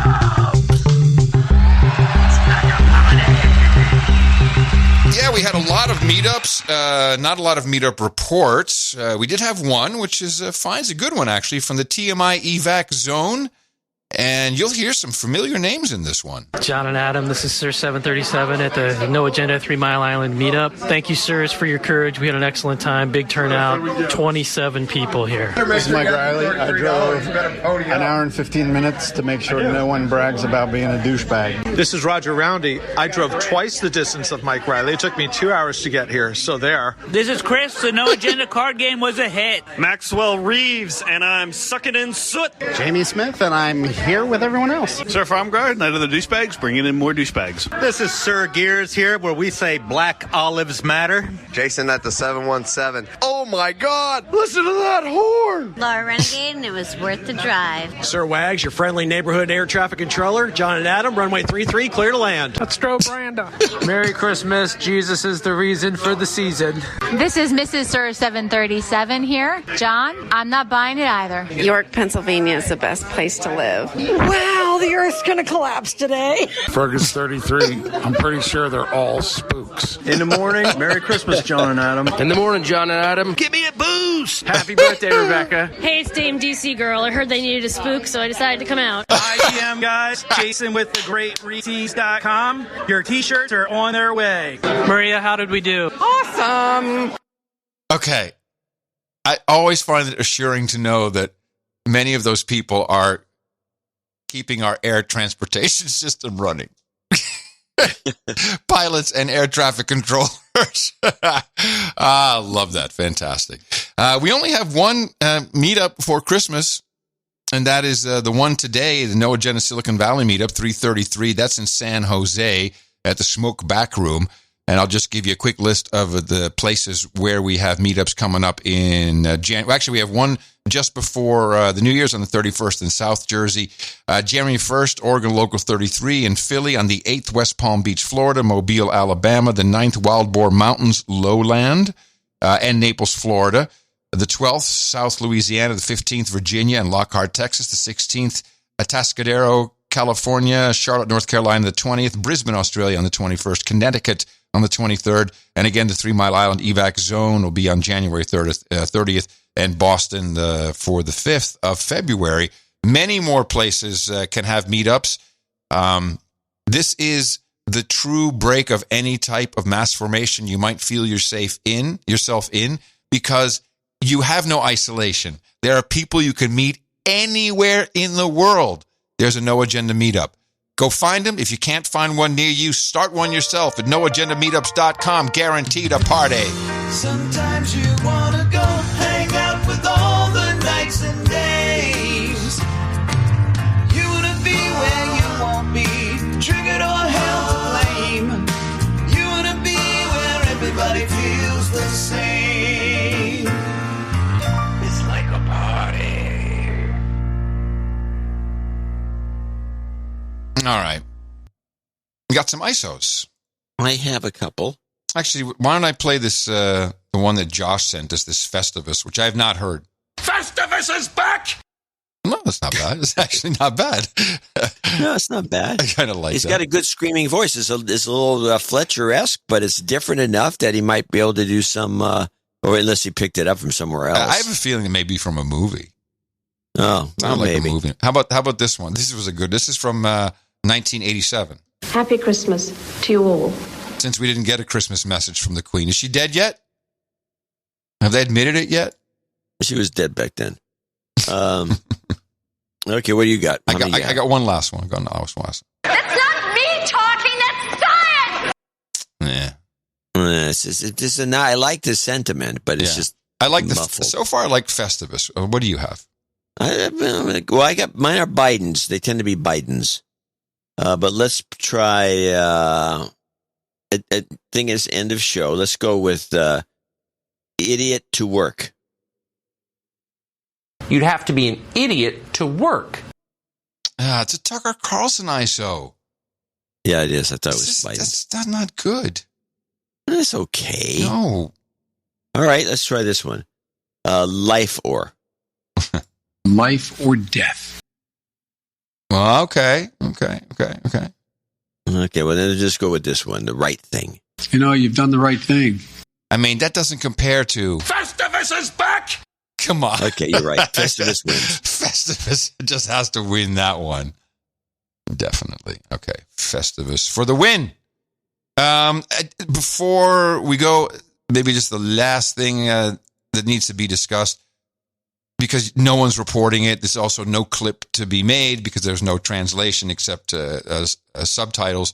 President Putin did a big speech to all of his military dudes. And, by the way, there's also, have you seen, I think she's a major or a lieutenant, and she's one of these Russian, like exactly what you want from your hot Russian military woman with the really black hair. She's beautiful, really, stern face, and they're cutting to her in this speech that he's doing. Very distracting. I'll bet. And because most of these guys are old, gray, and there's no emotion on any of them. And he's talking about Ukraine, and he did something I think, which I'm surprised no one talked about. It was something very interesting. He said, "Look, the Americans, you can't trust them. They go back on the word whenever it's convenient for them. They just forget about the deals we made." He's not wrong, I would say. It's certainly, in recent memory, too many examples. So, they better not be putting any more military stuff into Ukraine, or it's just going to be a problem. He says, what we're going to do is he didn't really say surround, but he says, we'll have everything in the theater. It'll be thousands of kilometers away, but we'll be ready to jump in with the most modern weaponry, the most modern warfare, because if the Americans have something in Ukraine, it's only 7 minutes to Moscow, which is an old trope, of course, from the Cold War, or 5 minutes with supersonic missiles. And he says, and this was what I thought was interesting, to ensure that no one makes the wrong decision, we will have artificial intelligence making some of the ultimate decisions on, as an example, is implied, to fire a nuclear strike or to retaliate. And I think this is such an interesting tactic to say, because first of all, it's bullshit. But to say it is phenomenal. Hey, look, if you do that, it triggers the AI. You could die. It's not me. Well, this is the same. This is like, and everyone's kind of familiar with what can happen because the stock market is largely manipulated by AI, and it does weird things once in a while. Just flash crash. What? Yeah, right. Exactly. And so everybody's already freaked out about AI screwing up because, we got to tweak the algo. And, it's pretty clever. I thought it was, but there's no conversation about it. No one's talking about that. I think that for all the Russia-phobia these people present, meaning politicians, particularly media and their allies, what a brilliant moment to go after Russia, but they won't do it now. Yeah, interesting indeed. And then this just in from Russia, love this. Who could have expected this to happen? And it's not a good news just as winters have started in Europe. European gas prices have hit a new record high after a pipeline that brings Russian gas to Germany switched to flow east. The move, Kremlin said, had no political implications, while two big German customers said Gazprom, the Russian agency, was meeting supply obligations. Westward gas flows through the Yamal-Europe pipeline, one of major routes for Russian gas to Europe, had been falling since Saturday and, after stopping early on Tuesday, reversed direction. So Putin just said, you know what? I'm just going to reverse the gas. And so now in the Netherlands, the gas price is up 16% overnight because of Germany's gas that got reversed by Putin. These people are so stupid. They've given up all their gas. Everything's got, you're going to be sitting in the cold, people. You have no electricity. Well, you got some solar power coming in. Who? No one. Jeez. Like, get a clue already. You have anything to kick us out? A little update. I might as well play this, get it out of the way. This is this clip is called the Starlink update. Oh, is Elon's thing? Elon! A SpaceX rocket carried 52 Starlink internet satellites into orbit from California. The two-stage Falcon 9 rocket lifted off early this morning. It's the 11th launch. Starlink is a satellite-based global internet system that SpaceX has been building for years to bring internet access to underserved areas of the world. Yeah, I got my notice. What? Yeah, I gave him $99. He has my $100. Did you get anything? No, of course not. I got an email that said, "Oh, it'll be coming up this year." Year, I thought you got your notice that you're going to get a connection. No, please. The notice is. Well, I signed up for the mailing list. They never asked me for money. No, I didn't. I ordered one. I signed up for the service. Well, I couldn't do that. I could only sign up to get on the waiting list. Yeah, with $99, you're on the waiting list. I didn't get a bill. Well, you did. Do you want one? You don't even want one. Sure, I do. Oh. Triple redundant backup dynamite. Well, then you should go back and figure out you did something wrong. I think you can. Maybe they stopped that promotion. I don't know. maybe I paid $99 to some douche in Nigeria. Maybe it wasn't even them. It was the Internet Registry Company. I get constant letters from. Oh, you should up, bro. Oh my God, those guys. Yeah, those guys. You're about to expire. It's going to expire. Renew, new. Click, click, click, click. Now. Yeah, those guys are the best. They're really spamming trolls. Yeah. They do what they do. That's it. I guess that's it. Yeah, we're ready to rock. Yeah, man. We actually the next show will be the Christmas special, so I have a special executive producership for after Christmas. Yeah, it's Christmas. It's a Christmas weekend. Oh, it's the second day of Christmas. Yes, Christmas weekend. Okay. Yeah. Trying to steal away from Hanukkah now. All right. We got some good end of show mixes. I'll throw in a little bit of Christmas cheer for y'all from Sir Chris Wilson. Since he's Sir Chris Wilson. And this is all from 2 years ago. It's kind of sad to think about it. Then we have Dynamite Mix from Sir Ducifer. And we've got the Clip Custodian, Neil Jones, with an end of show mix I think you will enjoy very much. We return Christmas weekend, the Boxing Day. That's it, Boxing Day. We'll be here on the Sunday. Please join us for that. I'm Adam Curry, coming to you from the heart of Texas Hill Country, FEMA Region Number 6. And then I should say here, I'm Adam Curry. Well, from Northern Silicon Valley, I'm John C. Dvorak, without all the glitches. We return on Sunday, right after Christmas. Merry Christmas, everybody. Joyeux Noël. Vrolijk Kerstfeest. And Feliz Navidad. Until we meet again, adios, mofos, and such.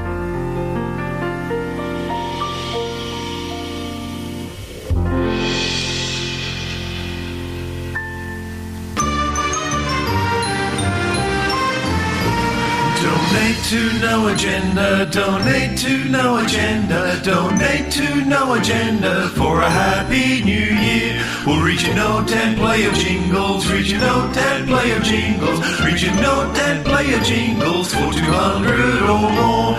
Good karma we bring to you and your kin. Donate to No Agenda for a happy new year. That's right. Your No Agenda show is 100% supported by listener donations. So, if you want to prevent anal leakage and keep your amygdala small, firm and round, donate to No Agenda. Your service code will thank you. Are teenagers dying from adverse reactions to the COVID-19 vaccine? There were a lot of concerns from you on our Facebook page. Yeah, there can never be too much information when it comes to our kids, right? Right? A CDC safety panel found a likely association between rare heart inflammation in adolescents and young adults after their second dose of an mRNA COVID-19 vaccine. In 323 cases fit criteria for myocarditis. The average age was 19.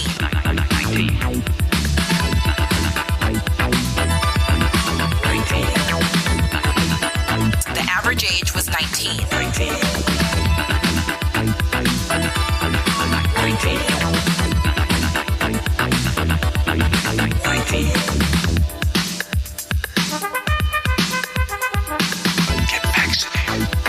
A recent study published by the New England Journal of Medicine showed the risk of heart problems in boys 16 to 19 was about 9 times higher than unvaccinated boys the same age.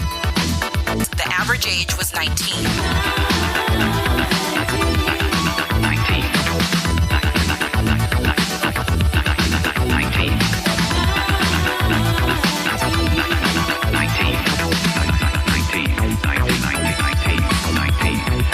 Teens dying from getting the vaccines, right? The average age was 19. 70% of the cases showed up after the second vaccine dose, right? The average age was 19.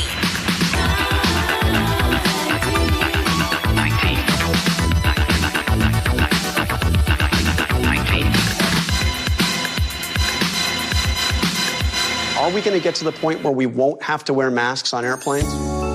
I don't think so. That's Dr. Fauci if he has his way. This is crazy. Obviously, it doesn't make any damn sense.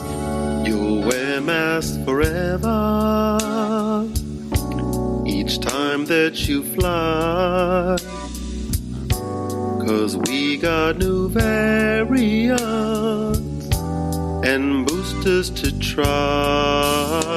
I don't think so. And I know tomorrow This is crazy. Fauci will blame Joe Rogan and Kennedy. Said science has changed, and anyway, mass formation comes today. Get boosters right away. Join the trial. Obviously, it doesn't make any damn sense. Listen to the science. Are you really scared? And we'll mask up tomorrow forever. Absolute worst of it all is wearing a mask on a plane. You'll always muzzle forever. On an airplane, you are actually safer than you are in an ICU. The protection with the filtration system they have. I don't think so. I have witnessed parents hold masks to the faces of their screaming children, but you leave it to the chief villain of this pandemic to not only defend the current policy, say it will never go away. Let me tell you something, Jack. It's the truth. I promised when I got elected I'd always give it to you straight from the shoulder. He did acknowledge that he got the booster, former President Trump. President Biden today saying, I got the booster too. He got the booster. He got the booster. The good, the bad, the truth. I got the booster too. We're ready. We'll get through this. He got the booster. He got the booster. I want us to all keep the faith. I got the booster too. I'm not joking about this. You know, these companies and personalities are making money by peddling lies and allowing misinformation that can kill their own customers and their own supporters. It's wrong. It's immoral. I call on the purveyors of these lies and misinformation to stop it. Stop it now. He got the booster. He got the booster. Stop it. Stop it now. I got the booster too. It's wrong. It's immoral. He got the booster. He got the booster. We all want this to be over. we're still in it. I got the booster too.